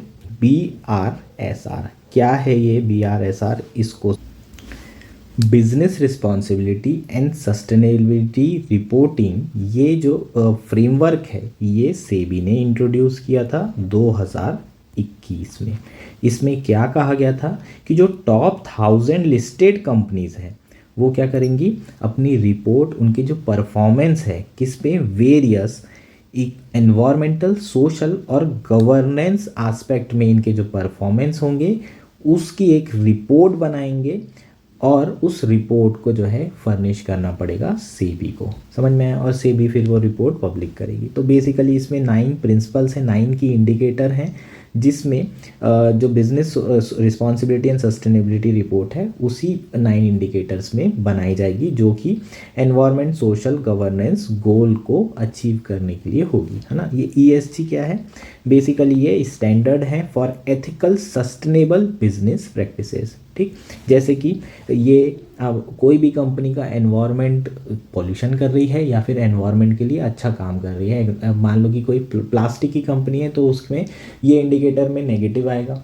ये एनवायरनमेंट जो है ख़राब करने का काम कर रही है। लेकिन कोई ऐसी कंपनी है जो कि प्लास्टिक का अल्टरनेटिव लाती है तो वो बेसिकली उसमें रिपोर्ट में रहेगा कि ये एनवायरनमेंट फ्रेंडली कंपनी है, तो लोगों का भरोसा उस कंपनी में बढ़ेगा। अगर मैं एनवायरनमेंट अच्छा चाहता हूँ तो मैं उसी कंपनी में इन्वेस्ट करूँगा जो कि एनवायरनमेंट फ्रेंडली हो, जो हमारे आसपास के वातावरण को अच्छा बना रही हो। सिमिलरली आप सोशल रिस्पॉन्सिबिलिटी भी होगी, आप समाज के लिए क्या कर रहे हैं। अगर कोई कंपनी होगी जो कि गरीब लोगों के लिए काम कर रही होगी तो मेरी रिस्पेक्ट बढ़ जाएगी, मैं उस कंपनी का हिस्सेदार बनना चाहूँगा, मैं उस कंपनी का स्टेक होल्डर बनना चाहूँगा। तो ये जो ESG आपका फ्रेमवर्क है इसी में जो है ये आपकी business responsibility and sustainability report तैयार करनी होती है। अब रिसेंटली क्या हुआ है ये देखते हैं। सेबी ने BRSR core framework recently introduce किया है for assurance and ESG disclosure for value chain. ठीक है, तो मेन आपको ये याद रखना है जो मैंने आपको कंसेप्ट बताया कि 1000 लिस्टेड कंपनीज को ये रिपोर्ट जो है बेसिकली क्या करना होगा, ये एक परफॉर्मेंस रिपोर्ट तैयार करके देना होगा, फर्निश करना होगा सेबी को, जो कि किसके बेस्ड पे होगी, की performance indicator under 9 ESG attributes. Next है डब्बा बॉक्स ट्रेडिंग। यार ये प्री में ऐसे टर्म पूछ लिए जाते हैं तो ये इम्पॉर्टेंट हो सकता है मेरे हिसाब से। National stock exchange issue notices naming entities involve in डब्बा ट्रेडिंग। NSE ने रिसेंटली नोटिस इशू किया है उन एंटिटीज़ के नाम के जो कि डब्बा ट्रेडिंग में इन्वॉल्व हैं। अगर हम डब्बा ट्रेडिंग की बात करें तो ये एक तरह की इनफॉर्मल ट्रेडिंग कहलाती है जो कि स्टॉक एक्सचेंज के बाहर होती है। इसमें क्या करते हैं, इसमें जो ट्रेडर्स होते हैं वो स्टॉक प्राइस मूवमेंट पर बेट लगाते हैं without incurring a real transaction to take physical ownership of a particular stock as is done in an exchange. क्या होता है, मैं आपके साथ शर्त लगा रहा हूँ, एक ट्रेडर दूसरे ट्रेडर से, ये मेरे पास स्टॉक पड़े हुए हैं, तेरे को क्या लगता है ऊपर जाएगा कि नीचे जाएगा? मतलब यार ऊपर जाएगा, और सडनली ऊपर चला गया। अगर ऊपर चला गया तो तुझे मैं क्या दे दूंगा, तुझे मैं ये अपने स्टॉक दे दूंगा। अब यहाँ पर एक हैंड से दूसरे हैंड स्टॉक है, क्या हो रहे हैं, बिक रहे हैं, चेंज हो रहे हैं, लेकिन यहाँ पर कोई आपको टैक्स देना पड़ रहा है क्या? नहीं। कुछ भी ट्रांजेक्शन हो रहा है क्या? नहीं। तो ये जो डब्बा ट्रेडिंग है इसको जो है पूरी तरीके से बैन करने की बात की गई है। इंडिया में जो डब्बा ट्रेडिंग है वो एक ऑफेंस है under the security contract regulation act 1956, और इसको बहुत सारी एंटिटीज़ कंडक्ट करवाती है ताकि लोगों को टैक्सेशन से लोग बेसिकली बच जाएं। नेक्स्ट टॉपिक है फॉरेन पोर्टफोलियो इन्वेस्टमेंट। FPI क्या होता है? अगर हम ग्लोबली एक्सेप्टेड डेफिनेशन की बात करें तो मान लीजिए मैं US की कोई कंपनी में इन्वेस्टमेंट करता हूँ और मेरा इन्वेस्टमेंट 10% से कम है, मतलब मैंने जो शेयर खरीदे हैं वो कंपनी के शेयर का 10% से कम है, तो मेरा जो इन्वेस्टमेंट कहलाएगा वो फॉरेन पोर्टफोलियो इन्वेस्टमेंट कहलाएगा। और इन केस मैंने 10% से ज़्यादा शेयर खरीद दिए कंपनी के तो वो मेरा FDI investment, foreign direct investment कहलाता है। ये जनरली ग्लोबली एक्सेप्टेड डेफिनेशन कहलाती है। सिमिलरली अगर इंडिया में कोई कंपनी में इन्वेस्ट करते हैं US से इन्वेस्टर्स और 10% से कम शेयर लेते हैं तो FPI, ज़्यादा लेते हैं तो FDI। ये समझ में आया आपको? अब एग्जिस्टिंग प्रोविजंस देख लेते हैं for FPI in India. Regulate कौन करता है? सेबी करता है। उनने अपना एक रेगुलेशन बनाया FPI रेगुलेशन, जिसे 2019 में क्या किया गया था, इशू किया गया था। नेक्स्ट अगर बात करें तो लेजिस्लेटिव प्रोविज़न की बात कर लेते हैं। जो प्राइमरी लेजिस्लेशन है जिसके थ्रू FPI गवर्न किया जाता है वो कौन सा है? Foreign exchange management act 1999। ठीक है, सेबी ने ये जो FPI रेगुलेशन है इसमें सर्टेन लिमिट्स लगा कर रखी है कि कितना FPI रूट से इन्वेस्ट किया जा सकता है। ठीक है, इसी तरीके से क्या करते हैं, सेबी रेगुलेट करता है। इसके अलावा prevention of money laundering act 2002, prevention of money laundering maintenance of record rules 2005 are the additional legislation. इसके थ्रू भी हम ये सारी चीज़ों को गवर्न करते हैं। अब यहाँ पर डिफरेंस की बात की गई है FPI और FDI की, मैंने आपको ऑलरेडी बता चुका हूँ। ठीक है, FDI बेसिकली क्या है? Investor made by the foreign investor to obtain substantial interest in enterprise located of the different country. और FPI होता है financial asset of a foreign country such as stock और bond available on an exchange. ठीक, तो ये clear है, ये तो समझ में आ रहा है। FPI जनरली होता है कि हम लोग फाइनेंशियल एसेट्स खरीदते हैं कंपनी के, और जो FDI होता है उसमें हम जनरली शेयर खरीदना चाहते हैं, इक्विटी खरीदना चाहते हैं, कंपनी का मैनेजमेंट में हम वोटिंग राइट चाहते हैं। अगर हम सब्सटेंशियल क्या कर रहे हैं, इन्वेस्टमेंट कर रहे हैं, बड़े लार्ज नंबर में इन्वेस्ट कर रहे हैं और लॉन्ग पीरियड के लिए इन्वेस्ट कर रहे हैं तो वो क्या कहलाएगा? FDI कहलाएगा। वही 10% से ऊपर, और थोड़ा बहुत आपने शेयर ले लिया उसका कंपनी का और जैसी प्रॉफिट हुआ बेचे और भाग लिए तो वो क्या हो जाता है? FPI हो जाता है। ठीक है, तो FDI जो है एक्टिव इन्वेस्टर होता है, कंपनी में ध्यान देता है, कंपनी में क्या चल रहा है नहीं। ये पैसिव इन्वेस्टर, जैसी पैसा बढ़ो आगे, नहीं हो रहा है छोड़ो, अपना बेचो बाचो और निकलो। ये डायरेक्ट इन्वेस्ट कर रहा है, ये इनडायरेक्ट इन्वेस्ट कर रहा है, इसका कंट्रोल ज़्यादा होता है, इसका कंट्रोल कुछ भी नहीं होता है। ये लॉन्ग टर्म इन्वेस्ट करेगा ऑब्वियसली, अगर मैं किसी कंपनी में, अगर मैं उसका पार्ट बन रहा हूँ, इक्विटी अगर मुझे मिल रही है, उसका शेयर मुझे मिल रहा है, मेरे पास वोटिंग राइट है 10%, 20%, 30%, 40% और इवन मैनेजमेंट मेरे हाथ में, तो मैं ऑब्वियसली कंपनी खरीद ले रहा हूँ। तो लॉन्ग टर्म के बारे में सोच के तो खरीदूंगा कि ये कंपनी मैं खरीद रहा हूँ मुझे बाद में चल के पैसा देगी। ठीक, ये शॉर्ट टर्म तुरंत आए, जैसे शेयर में लगाया 7%, 8% शेयर में प्रॉफिट हुआ, भाग लिए। Next, physical asset of foreign country, ये फिजिकल एसेट है ना, मैनेजमेंट ले लिया तो फिजिकल एसेट तो ले ही लिया ना मैंने, ये फाइनेंशियल एसेट खरीदता है। ये एफडीआई जो है आना इतना आसान नहीं होता, बहुत सोच समझ के इन्वेस्टमेंट करते हैं। गवर्नमेंट रूट होता है, ऑटोमेटिक रूट भी होता है, उसके थ्रू भी आ सकते हैं। ये तो रिलेटिवली ईजी आ रहा है ना, बस फटाफट लो अपना बॉन्ड और आगे बढ़ो। ये स्टेबल होता है, ये वोलेटाइल होता है, क्योंकि कभी भी बेच के भाग सकते हैं, जितना भी डॉलर आता है वापस भाग गए। जैसे कि यूएस में इंटरेस्ट रेट बढ़ा, जितना भी यहाँ से हमने लगाया था इंडिया में, जितने भी यूएस इन्वेस्टर इंडिया में बॉन्ड खरीदते थे वो भागेंगे कहाँ पर, यूएस में, और सारा का सारा पैसा उठा के भागेंगे। तो क्या होगा, डेप्रिसिएशन होगा। डेप्रिसिएशन ऑफ करेंसी होगी तो क्या होगा, ये तो आप सब जानते ही हैं, इन्फ्लेशन बढ़ेगा, इंपोर्ट इन्फ्लेशन बढ़ेगा, है ना, और उसके साथ बहुत सारे इम्पैक्ट भी होते हैं। नेक्स्ट है इश्यूज आइडेंटिफाइड विद एफपीआई। ये थोड़ा टिपिकल है, नहीं समझ में आएगा तो कोई बात नहीं। पहला क्या है, circumvention of press note 3 stipulation. Press note 3 क्या होता है, it requires that the entity of a country that shares a land border with India can invest only under the government route. मतलब PN3 के अंदर ये रिक्वायरमेंट है कि अगर इंडिया के आसपास की जो बॉर्डर कंट्री है उसका कोई भी आदमी क्या कर रहा है, मैप पे मत जाओ, अगर कोई भी आदमी इन्वेस्ट कर रहा है तो उसको सिर्फ और सिर्फ गवर्नमेंट रूट से इन्वेस्ट करना पड़ेगा। ऐसा किस लिए किया है, क्योंकि पाकिस्तान और चाइना से इन्वेस्टमेंट आता है ना, तो उस पर सरकार की नज़र होना चाहिए, इसलिए बाकी कंट्रीज़ के साथ भी ऐसा कर दिया है। ठीक, इसी को हम क्या बोलते हैं, प्रेस नोट 3 रिक्वायरमेंट। और इसी रिक्वायरमेंट को सरकमवेंट कर सकता है, इसी रिक्वायरमेंट को एस्केप करके इन्वेस्टमेंट किया जा सकता है एफपीआई रूट से। कैसे कर सकते हैं यार, पार्टिसिपेटरी नोट्स के बारे में सुना है क्या, है ना, इस पे क्वेश्चन भी पूछा गया था पार्टिसिपेटरी नोट के ऊपर। ठीक, इस रूट से कोई भी जो है ब्रोकर बाहर बैठा होगा, ठीक है, और वो जो है अपने यहाँ रजिस्टर्ड होगा, उसके पास कोई भी इन्वेस्टर जा सकता है, कोई भी फॉरेन सिटीजन जाएगा, बोलेगा यार मेरे लिए इंडिया का कुछ अच्छा सा शेयर खरीद दो, वो अपने अकाउंट से खरीद के उसके नाम पे दे देगा, इसी के वो बोलेगा इसको बेच दो तो बेच देगा। समझ में आया। तो पार्टिसिपेटरी नोट में कौन जो है आपका कौन बेसिकली खरीद रहा है या बेच रहा है, फॉरेन इन्वेस्टर, पता भी नहीं चलता। तो एफपीआई रूट के थ्रू, पार्टिसिपेटरी नोट्स के थ्रू ये जो प्रेस नोट 3 स्टेपुलेशन है उसको सरकमवेंट किया जा सकता है, PN3 रिक्वायरमेंट को सरकमवेंट किया जा सकता है। ठीक है, तो एफपीआई रूट मिसयूज़ कर सकते हैं हम इस केस में। नेक्स्ट है failure to disclose related party transaction. Basically related party transaction क्या होता है, पहले इसे समझना पड़ेगा।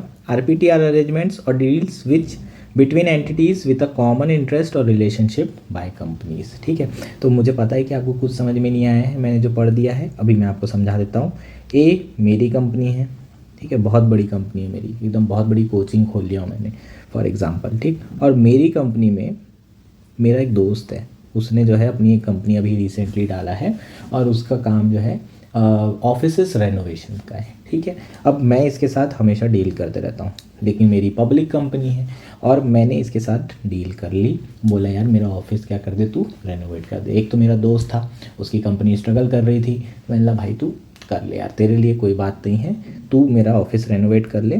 पैसा भी मैंने उसको ज़्यादा दे दिया।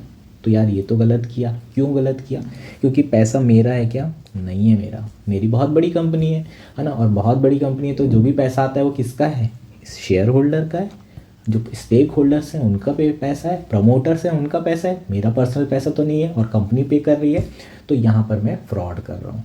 और यही होता है रिलेटेड पार्टी ट्रांजैक्शन। जनरली हम लोग उन्हीं के साथ डील करते हैं जिसके साथ हमारा उठना बैठना होता है, और उससे आप क्या कर रहे हैं, एक तरीके से कन्फ्लिक्ट ऑफ इंटरेस्ट यहाँ पर आ जाता है। आपकी कंपनी को नुकसान हो रहा है, शेयर होल्डर को नुकसान हो रहा है, और ऐसे कई सारे ऐसी कंपनीज होंगी जिनको नुकसान हो रहा है, जो मार्केट के बाहर जा रही हैं। तो ये चीज़ें है ना आपको डिस्क्लोज़ करना पड़ता है कि ये कंपनी से मेरे पुराने संबंध हैं, उसके बाद भी मैं ट्रेड कर रहा हूँ, ताकि ये कन्फ्लिक्ट ऑफ इंटरेस्ट जो सिचुएशन है, जो कि आप एथिक्स में करते हैं कि आपको ऑलरेडी डिस्क्लोज़ करते हैं, उसके बाद फिर डील करते हैं, ताकि लोगों को ये ना लगे कि ये इसका दोस्त था इसलिए इसने किया, मेरिट के बेसिस पे किया। तो आप कर सकते हैं उन्हीं के साथ डील जो आपके करीबी हैं, जिसका आपके साथ उठना बैठना है, या फिर आप पहले भी उनके साथ बिजनेस कर चुके हैं।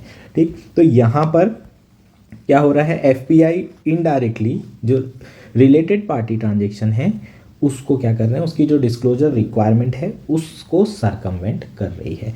ठीक है, नेक्स्ट बात करते हैं, आरबीआई ने अभी रिसेंटली कुछ प्रपोजल्स दिए हैं एफपीआई रेगुलेशन के लिए। क्या रेगुलेशन के लिए प्रपोजल दिए हैं? पहला है कैटेगराइजेशन ऑफ एफपीआई।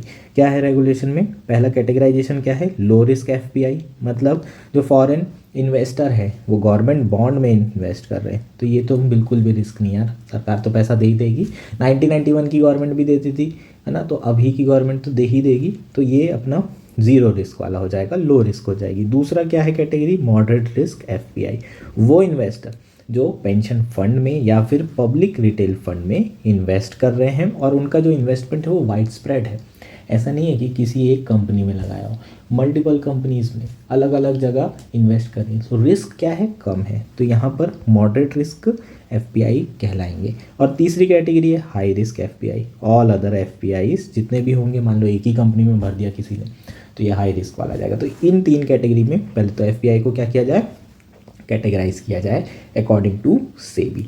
नेक्स्ट दूसरा जो यहाँ पर कहा जा रहा है, enhance transparency measure for high risk FPI.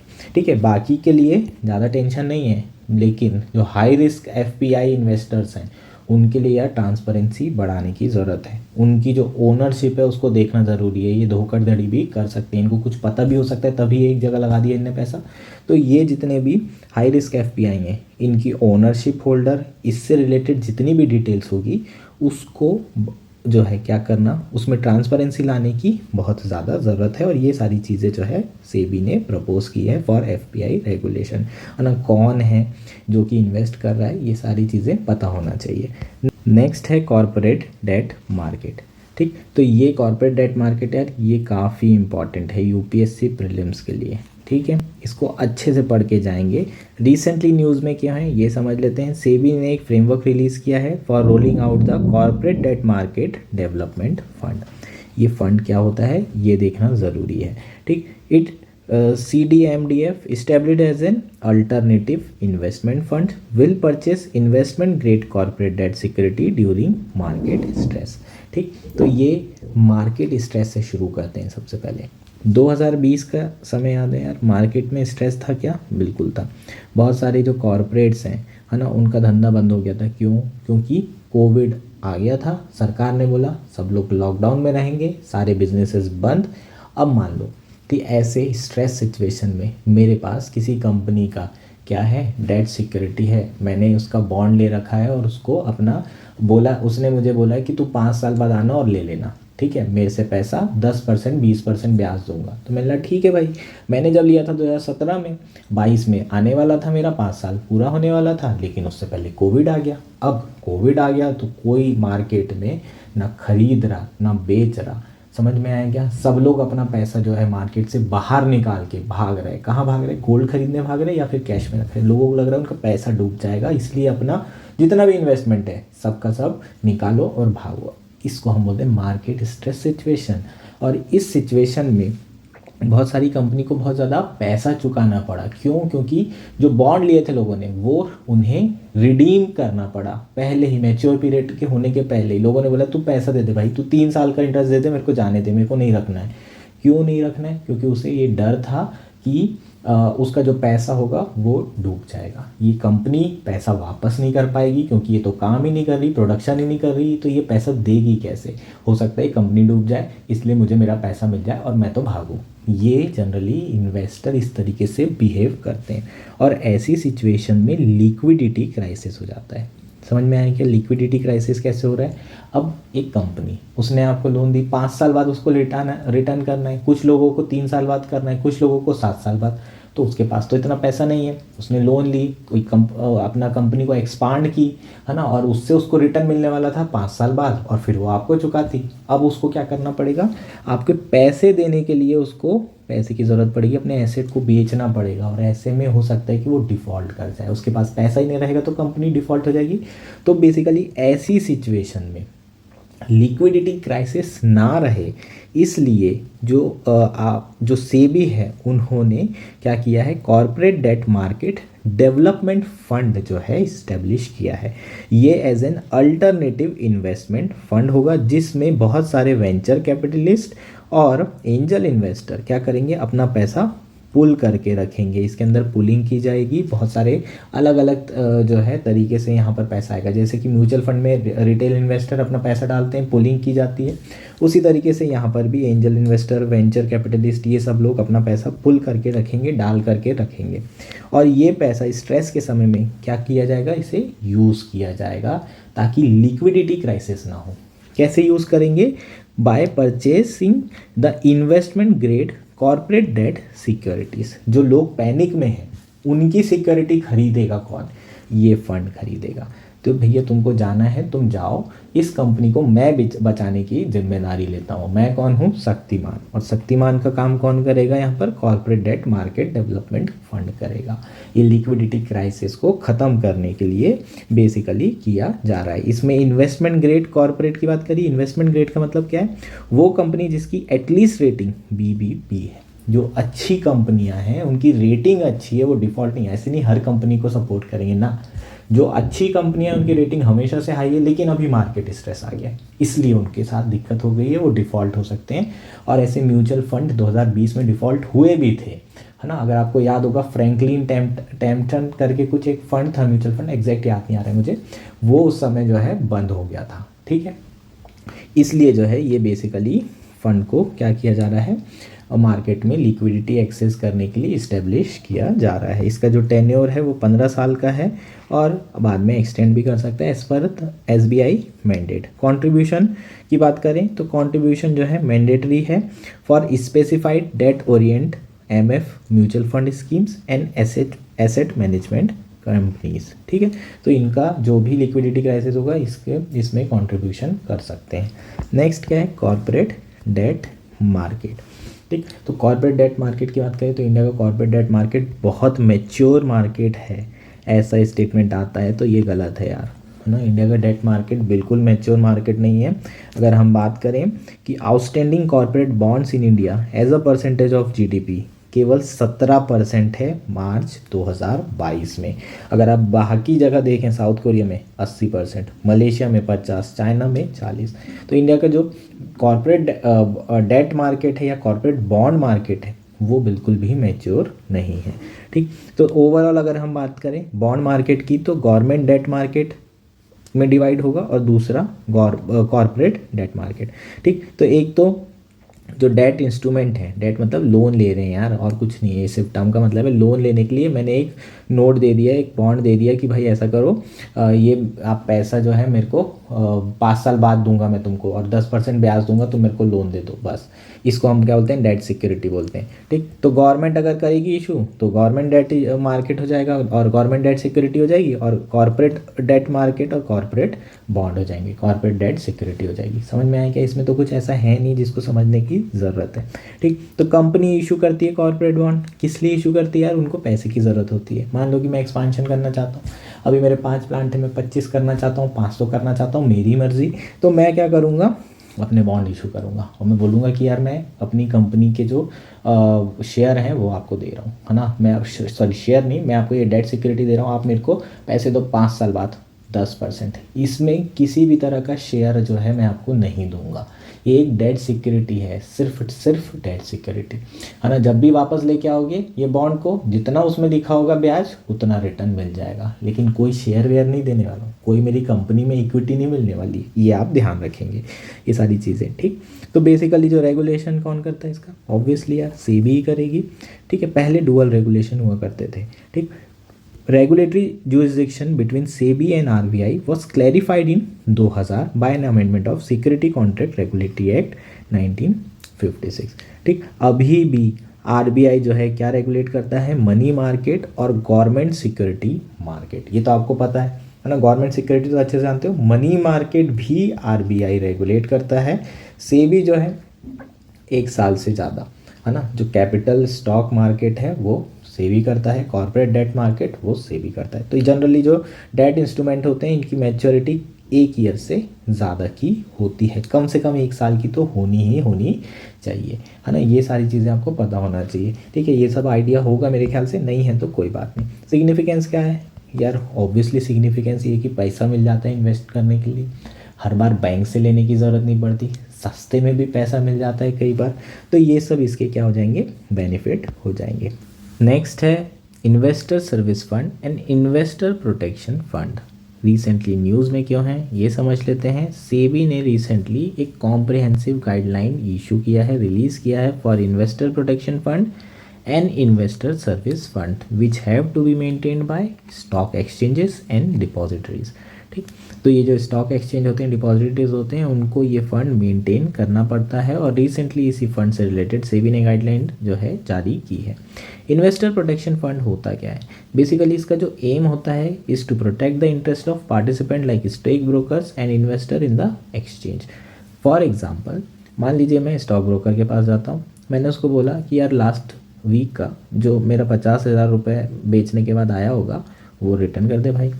अब वो बोलेगा कि यार मेरे पास पैसा नहीं है, मैंने ना वो 50,000 मुझे पता था तो नेक्स्ट वीक आने वाला है, तो मैंने वो किसी और जगह इन्वेस्ट कर दिया और अब उसकी कीमत ना 40,000 हो गई है, 10,000 का नुकसान हो गया है, तो मैं तुझे नहीं दे पाऊँगा। तो अगर इन केस आपका स्टॉक ब्रोकर डिफ़ॉल्ट कर जाता है किसी भी अनएथिकल प्रैक्टिसेस में इन्वॉल्व होने के कारण, तो उस केस में आप इन्वेस्टर प्रोटेक्शन फंड से अपना जो भी आपका नुकसान हुआ है उसे क्लेम कर सकते हैं। ठीक, इसलिए ये इन्वेस्टर प्रोटेक्शन फंड बनाए जाते हैं। जितने भी स्टॉक एक्सचेंजेस हैं उसमें ये इन्वेस्टर प्रोटेक्शन फंड होना मैंडेटरी है, ये पहली गाइडलाइन है।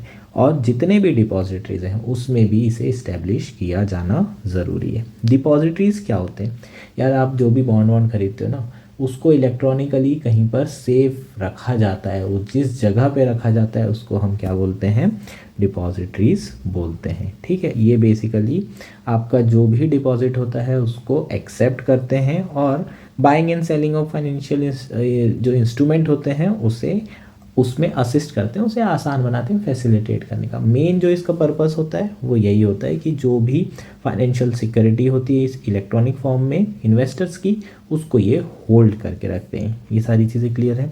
2 डिपॉजिटरीज हैं, central depository services limited and national security depository limited. ये ध्यान रखेंगे, इस पर भी कई बार क्वेश्चन पूछा गया है आपको, है ना। तो इन सारी चीज़ों का ध्यान रखना है। 2 ही डिपॉजिटरीज हैं। अब जो फंड है उसको एडमिनिस्टर कौन करेगा, इसे सेपरेट ट्रस्ट के थ्रू एडमिनिस्टर करना पड़ेगा, है ना। कौन बनाएगा सेपरेट ट्रस्ट, स्टॉक एक्सचेंज और डिपॉजिटरी। इनके स्टॉक एक्सचेंज में एक अलग से ट्रस्ट बनाना पड़ेगा जो इन सारी फंड को एडमिनिस्टर करेगा, इसका यूज़ होगा कैसे ये सारी चीज़ें डिसाइड करेगा। उसके अलावा सेग्रीगेटेड फंड्स होने चाहिए। स्टॉक एक्सचेंज और डिपॉजिटरीज ये इंश्योर करे कि जो आईपीएफ के फंड हैं वो सेग्रीगेटेड हैं। इसका मतलब कोई भी स्टॉक एक्सचेंज की लाइबिलिटीज़ इस फंड पे नहीं आएगी। मतलब कोई ऐसा हुआ कि कोई स्टॉक एक्सचेंज के ऊपर बहुत बड़ा लोन आ गया और वो दे नहीं पा रहा है, तो ऐसा ना हो कि आप जो है आईपीएफ का पैसा इस्तेमाल कर रहे हैं। इसलिए फ़ंड जो है सेग्रीगेटेड होने चाहिए और किसी भी लाइबिलिटी से इम्यून होने चाहिए। अब रिव्यू जो है इसका हर हाफ ईयरली टाइम पे रिव्यू किया जाना ज़रूरी है कि फ़ंड जो है एडिक्वेट है या नहीं है। अब बात करते हैं जो स्टॉक एक्सचेंज है उसमें जो आईपीएफ हैं उसमें कंट्रीब्यूशन किस तरीके से होता है। ठीक, 1% ऑफ लिस्टिंग फ़ी जो भी आती है लिस्टिंग फ़ी, है ना, उसका 1% आपको आईपीएफ में कंट्रीब्यूट करना है। स्टॉक एक्सचेंज की बात की जा रही है जो स्टॉक एक्सचेंज में आईपीएफ इस्टेब्लिश किया गया। 100% of interest earn on 1% security deposit. Penalty connected from trading members, जो स्टॉक ब्रोकर हैं उनसे जो पेनाल्टी ली जाती है अनएथिकल प्रैक्टिसेस के लिए वो भी यहाँ पर डाली जाएगी। और एटलीस्ट 70% ऑफ इंटरेस्ट और income received out of any investment made from IPF. अगर कोई इन्वेस्टमेंट की जा रही है आईपीएफ से तो उसका 70% इनकम भी इसमें डालना ज़रूरी है ना। इसका मेन पर्पस क्या है, जो मैंने बताया, प्रोटेक्शन करना, है ना। जो अगर आपका ब्रोकर डिफ़ॉल्ट कर जाता है तो उन जो प्रोटेक्ट कर रहे हैं पैसे देकर किसको, इन्वेस्टर को। नेक्स्ट क्या है, डिपॉजिटरीज। जो डिपॉजिटरीज हैं उसमें जो आईपीएफ है उसमें किस तरीके से पैसा आएगा, इनका जितना भी प्रॉफिट है उसका 5% आईपीएफ में जाने वाला है। जितनी भी फाइन्स और पेनाल्टीज़ हैं वो भी जो है किस में जाएगा, आईपीएफ में जाएगा।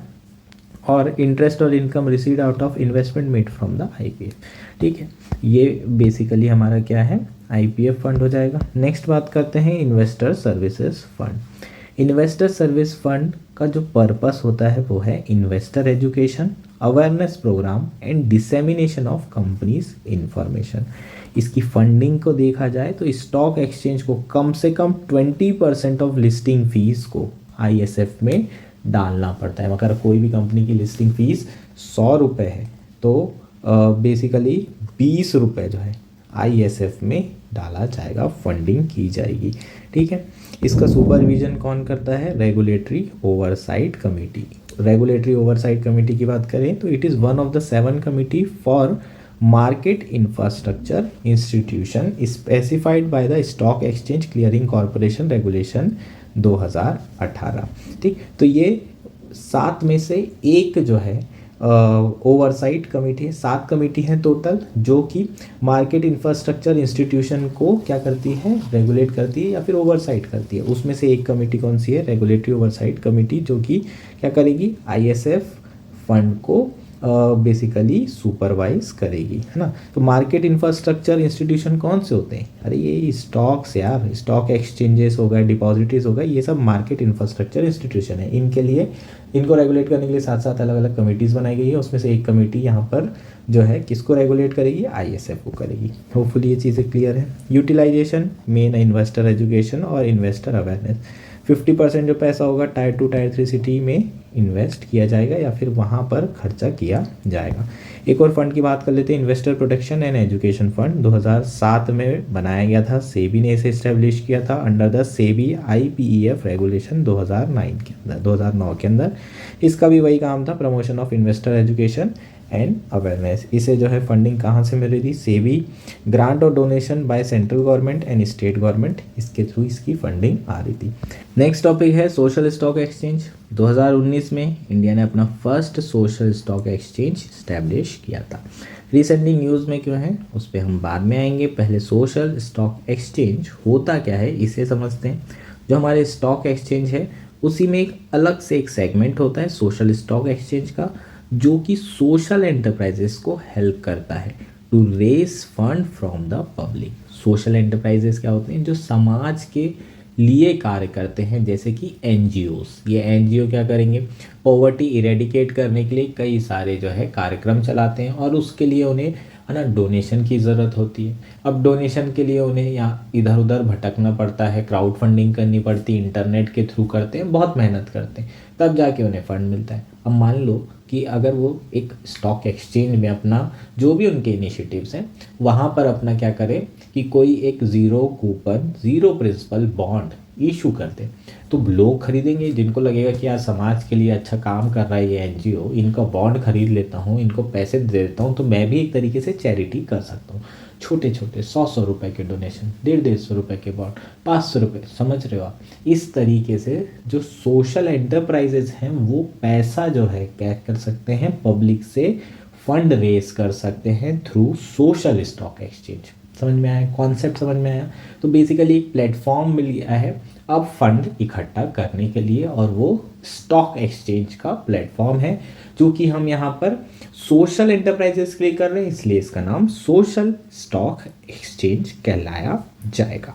ठीक, इसमें फॉर प्रॉफिट एंटरप्राइजेस भी हो सकते हैं जो प्रॉफिट के लिए काम कर रहे हों, लेकिन उनकी जो एक्टिविटी है वो बेसिकली समाज के लिए होना चाहिए, सोसाइटी को उत्थान करने के लिए होना चाहिए। जैसे कि पॉवर्टी इरेडिकेट करने में, या फिर मेल न्यूट्रिशन से रिलेटेड कोई इनिशिएटिव है, इनइक्वालिटी से रिलेटेड इनिशिएटिव, एजुकेशन प्रमोट करने के लिए। हो सकता है प्रॉफिट भी बनाना चाहें लेकिन एजुकेशन के लिए कर रहे हैं, तो वो एंटरप्राइजेस भी इसमें इंक्लूड होंगे। ठीक, entities not eligible to be identify as a social enterprise, ये देख लेते हैं। जैसे कि मंदिर हो गए, पॉलिटिकल ऑर्गेनाइजेशन हो गए, रिलीजियस एक्टिविटी करने वाले ऑर्गेनाइजेशन हो गए, ये सोशल एंटरप्राइजेस नहीं कहलाएंगे। कॉर्पोरेट फाउंडेशन तो ऑब्वियसली नहीं कहलाएंगे, ये तो पूरे कैपिटलिस्ट होते हैं, इनका तो वैसे भी कहीं से कोई रोल काल है ही नहीं। नेक्स्ट क्या है, प्रोफेशनल और ट्रेड एसोसिएशन, ये भी एलिजिबल नहीं होंगे। और last infrastructure and housing companies, ये भी नहीं होंगी एक्सेप्ट अफोर्डेबल हाउसिंग, है ना। अफोर्डेबल हाउसिंग तो सस्ते सस्ते घर बना के दे रही है, सोसाइटी के लिए काम कर रही है, और इस केस में अगर वो एफ पी ओ है ना, एफ पी ई है, मतलब फॉर प्रॉफिट एंटरप्राइजेज हैं, तो वो रेवेन्यू या फिर फंड रेज कर सकते हैं इस सोशल स्टॉक एक्सचेंज से। अब सोशल एंटरप्राइजेस को रिकॉग्नाइज करने के लिए कुछ क्राइटेरिया है, वो देख लेते हैं। अगर जितना भी पिछले 3 साल में रेवेन्यू हुआ है ऑन एन एवरेज, उसका 67% सोशल एक्टिविटीज़ करके आया है ना रेवेन्यू, तो वो बेसिकली कंसिडर किया जाएगा as a social enterprise. Expenditure की बात करें तो सोशल एक्टिविटीज़ में है ना, पॉवर्टी रेडिकेटिंग इस तरह की एक्टिविटीज़ में अगर 67% एक्सपेंडिचर हमने खर्चा किया है पिछले 3 सालों में, तो वो, और अगर जो बेनिफिशरीज हैं, टोटल जो कस्टमर बेस है उसके 67% जो लोग हैं वो गरीब लोग रहे है ना, तो उन लोगों को अगर ये तीनों क्राइटेरिया फुलफिल हो रहे हैं तो फिर जो इंस्टीट्यूशन होगा, जो कंपनी होगी, वो सोशल एंटरप्राइज कहलाएगी, अदरवाइज नहीं कहलाएगी। 67, 67 और 67 इसको याद रखेंगे। 67 के ये तीनों रेशियो को, एक्सपेंडिचर, रेवेन्यू एंड बेनिफिशरीज, तीनों में 67 ध्यान रखना है। अब न्यूज़ में क्यों है ये देखते हैं, क्योंकि रिसेंटली सेबी ने कुछ फ्लेक्सिबिलिटी अप्रूव की है in the framework for social stock exchange. क्या फ्लेक्सिबिलिटी अप्रूव की है? पहला तो zero coupon, zero principal bond हैं, इनके इशुएंस को हम म्यूचुअल फंड के थ्रू कर सकते हैं, मतलब इसको हम म्यूचुअल फंड के थ्रू इशू कर सकते हैं। किसके लिए? फॉर एनपीओस के लिए, नॉन प्रॉफिट ऑर्गेनाइजेशन के लिए। ये चीज़ याद रखेंगे। ज़ीरो कूपन, ज़ीरो प्रिंसिपल जो बॉन्ड होते हैं केवल नॉन प्रॉफिट ऑर्गेनाइजेशन ही इशू कर सकते हैं, और इस बहुत स्पेसिफिक टेन्योर के लिए इसे इशू किया जा सकता है। अब जैसे इसका नाम है ज़ीरो कूपन ज़ीरो प्रिंसिपल, मतलब ना इंटरेस्ट मिलने वाला है ना आपको प्रिंसिपल मिलने वाला है, मतलब ये जो आपने पैसा दिया ये सिर्फ चैरिटी की तरह चला जाएगा। हाँ, हो सकता है आपको कुछ टैक्स बेनिफिट मिल जाए, अदरवाइज ये सारा का सारा पैसा आपका गया, कोई रिटर्न नहीं आने वाला है zero coupon zero principal bond में। हाँ, अगर फॉर प्रॉफिट एंटरप्राइजेज है तो उसमें आपको हो सकता है कि डेट इंस्ट्रूमेंट अगर उन्हें इशू किया है तो आपको कुछ ब्याज मिल जाए, है ना। तो issuance of equity and debt instrument for FPI, ये जो है इसमें भी फ्लेक्सिबिलिटी प्रोवाइड की है। इनको ये दिया गया है कि हाँ, ये अपने डेट इंस्ट्रूमेंट और इक्विटीज़ को इशू कर सकते हैं फॉर प्रॉफिट एंटरप्राइजेज। समझ में आया क्या? ये हमारा क्या था? सोशल स्टॉक एक्सचेंज था। नेक्स्ट देख लेते हैं, ख़त्म हो गया क्या? एक्सटर्नल सेक्टर सब टॉपिक रहेगा। Exchange rate management in India. India में जो एक्सचेंज रेट है उसे कौन मैनेज करता है? आरबीआई। ठीक, सबसे पहले करेंसी वैल्यूएशन की बात कर लेते हैं। करेंसी वैल्यूएशन क्या होता है? It is a process of determining the relative worth और value of one currency in terms of other, मतलब एक करेंसी की दूसरे करेंसी की नज़र में क्या कीमत है, इस प्रोसेस को अगर हम देखें तो उसे क्या कहते हैं? Currency valuation. और करेंसी वैल्यूएशन करने का सबसे कॉमन मेथड क्या है? Exchange rate. ठीक, एक्सचेंज रेट की बात करें तो कई सारे फैक्टर होते हैं इसको इन्फ्लुएंस ऊपर नीचे करने के लिए, जैसे कि इंटरेस्ट रेट हो गया, इन्फ्लेशन हो गया, capital flow, money supply and etcetera etcetera. ठीक, तो एक्सचेंज रेट पर यहाँ पर हम बात करेंगे कि इंडिया में एक्सचेंज रेट किस तरीके से डिटरमाइन होता है, पहले कैसे होता था, अभी कैसे हो रहा है, और क्या क्या मेथड्स हो सकती है एक्सचेंज रेट डिटर्मिनेशन की।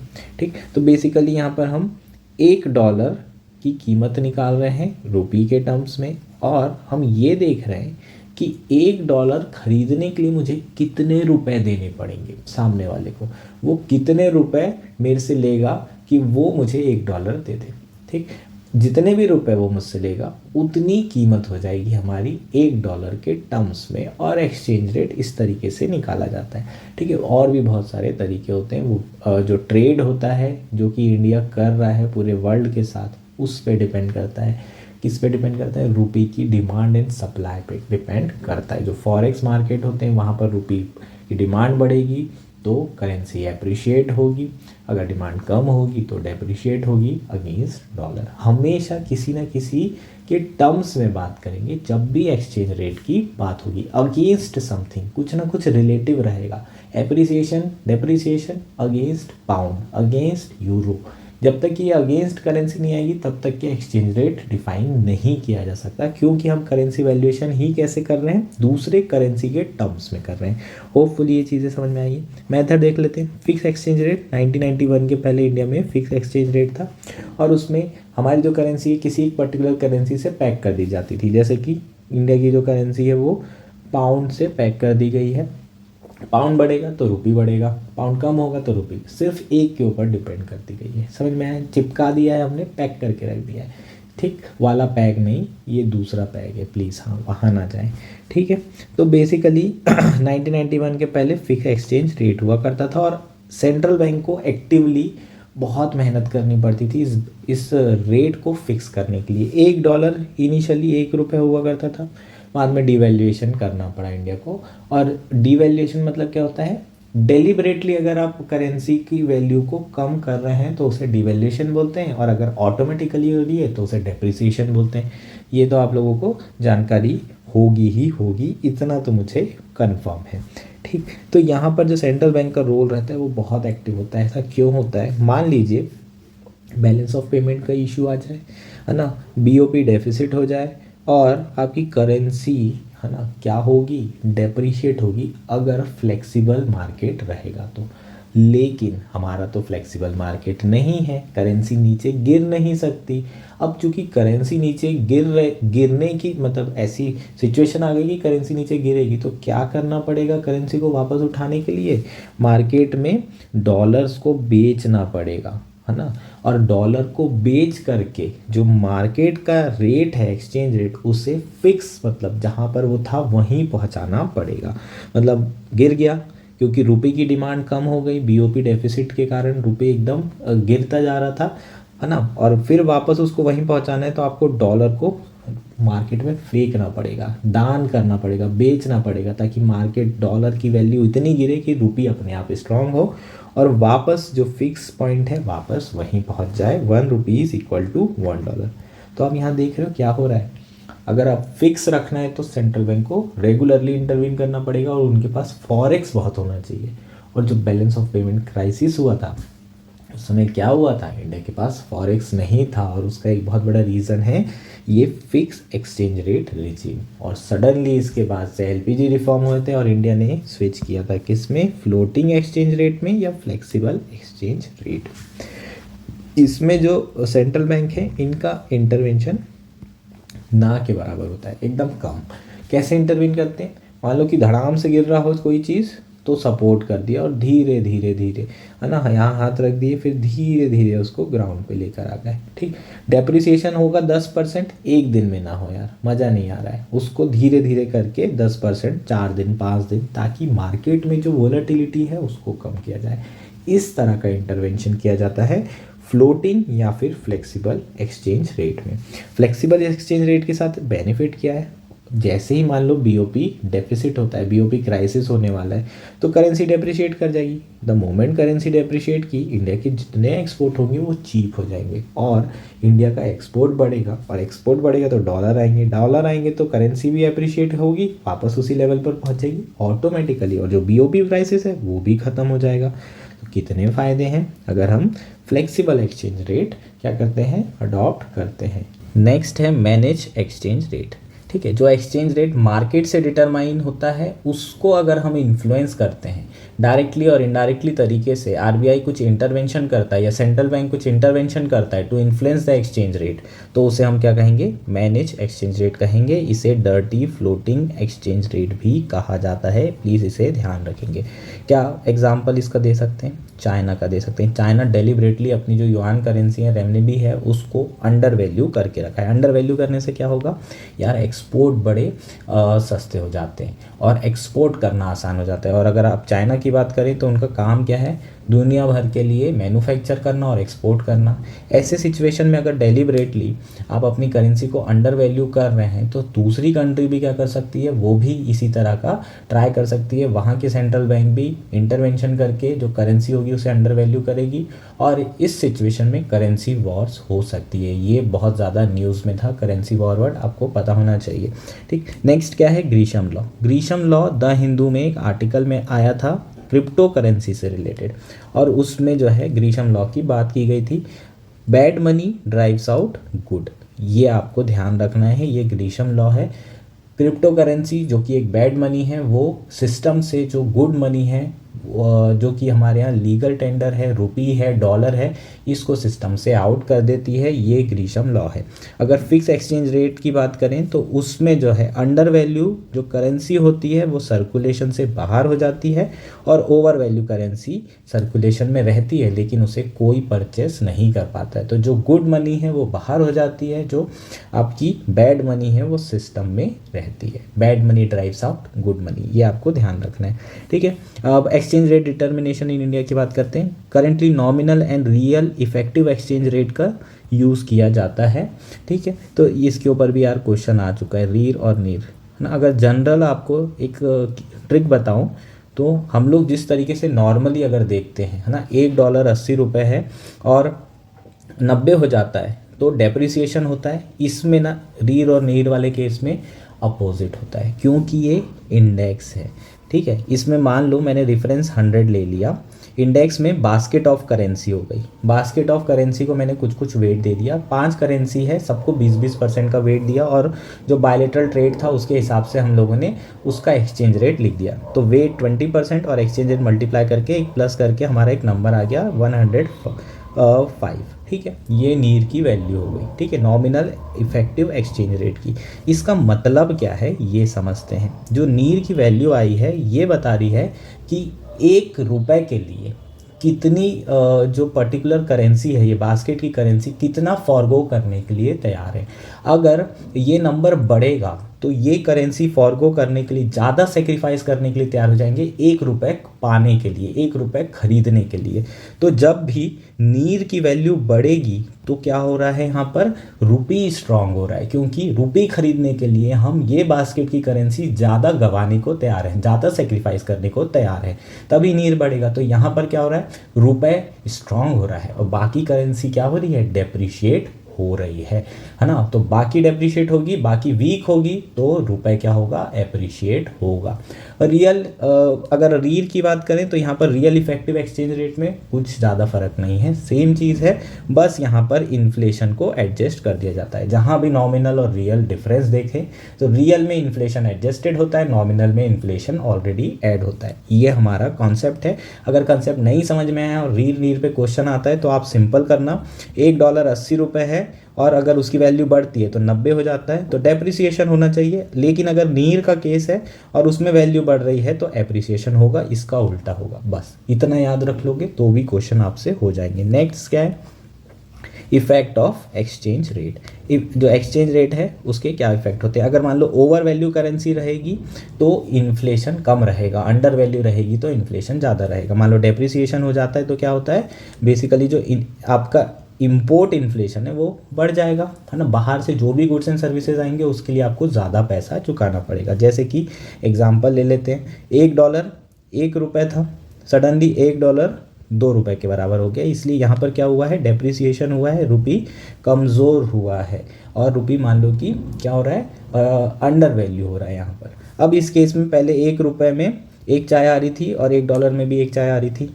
अब $1 में एक चाय तो मिल रही है लेकिन इंडिया में $2 देना पड़ रहा है। तो अगर इंडिया में इंपोर्ट करेंगे उस चाय को तो $2, 100% इन्फ्लेशन बढ़ गया। किसके कारण, डेप्रिसिएशन होने के कारण, अंडर वैल्यू होने के कारण, ठीक है। ओवर वैल्यू रहेगा तो आपको $1 की एक चाय मिल जाएगी, समझ में आया। नेक्स्ट बात करते हैं इंटरेस्ट रेट। अगर डेप्रिसिएशन होता है तो जनरली आरबीआई क्या करती है, इंटरेस्ट रेट बढ़ा देती है। वो नहीं चाहती कि यार करेंसी बहुत ज़्यादा गिरे, बहुत ज़्यादा नुकसान भी होते हैं उसके, है ना।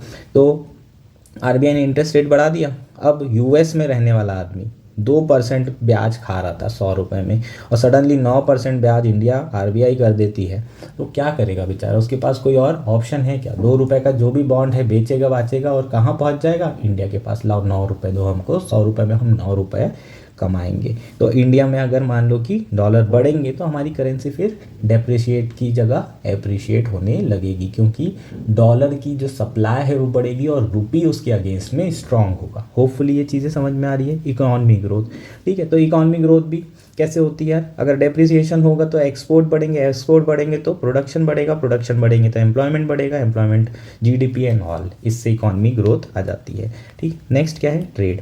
अ stronger currency may contribute to trade deficit as export become less competitive and import become more attractive. अगर करेंसी बहुत स्ट्रॉन्ग है ना, बहुत अप्रिशिएट कर रही है, बहुत ओवर वैल्यू है, तो उस केस में जो ट्रेड डेफिसिट है वो बहुत ज़्यादा होगा, क्योंकि एक्सपोर्ट आपके होंगे नहीं और इंपोर्ट आपको बहुत आसानी से आप कर सकेंगे। ठीक है, तो ये सारी चीज़ें आसान यार, है ना, एग्जांपल से समझना, आप खुद से ट्राई करके देखो। $1 1 रुपये, $1 2 रुपये, $1 50 पैसे, इस तरीके से करोगे और अपना एग्जाम्पल्स ट्राई करके देखोगे तो आपको समझ में आएगा करेंसी अप्रिशिएट हो रही है, डेप्रिशिएट हो रही है, तो क्या क्या फ़र्क आ रहा है। ठीक, ये हमारा बेसिकली क्या था, आर्टिकल था। टॉपिक अब यहीं ख़त्म करते हैं। बाकी जो बची हुई चीज़ें हैं, फॉरेन ट्रेड पॉलिसी और जितने भी एक्सटर्नल सेक्टर वाले हैं उसे भी कंप्लीट करूँगा। कल ही वीडियो लेकर आएंगे, एग्रीकल्चर भी कंप्लीट करूँगा। ठीक है, और जितना पॉसिबल होगा उसे ख़त्म करेंगे, जल्दी जल्दी ख़त्म करते हैं और लगातार वीडियोज़ लेकर आएंगे। ठीक, that's it for today. Thank you and enjoy your day.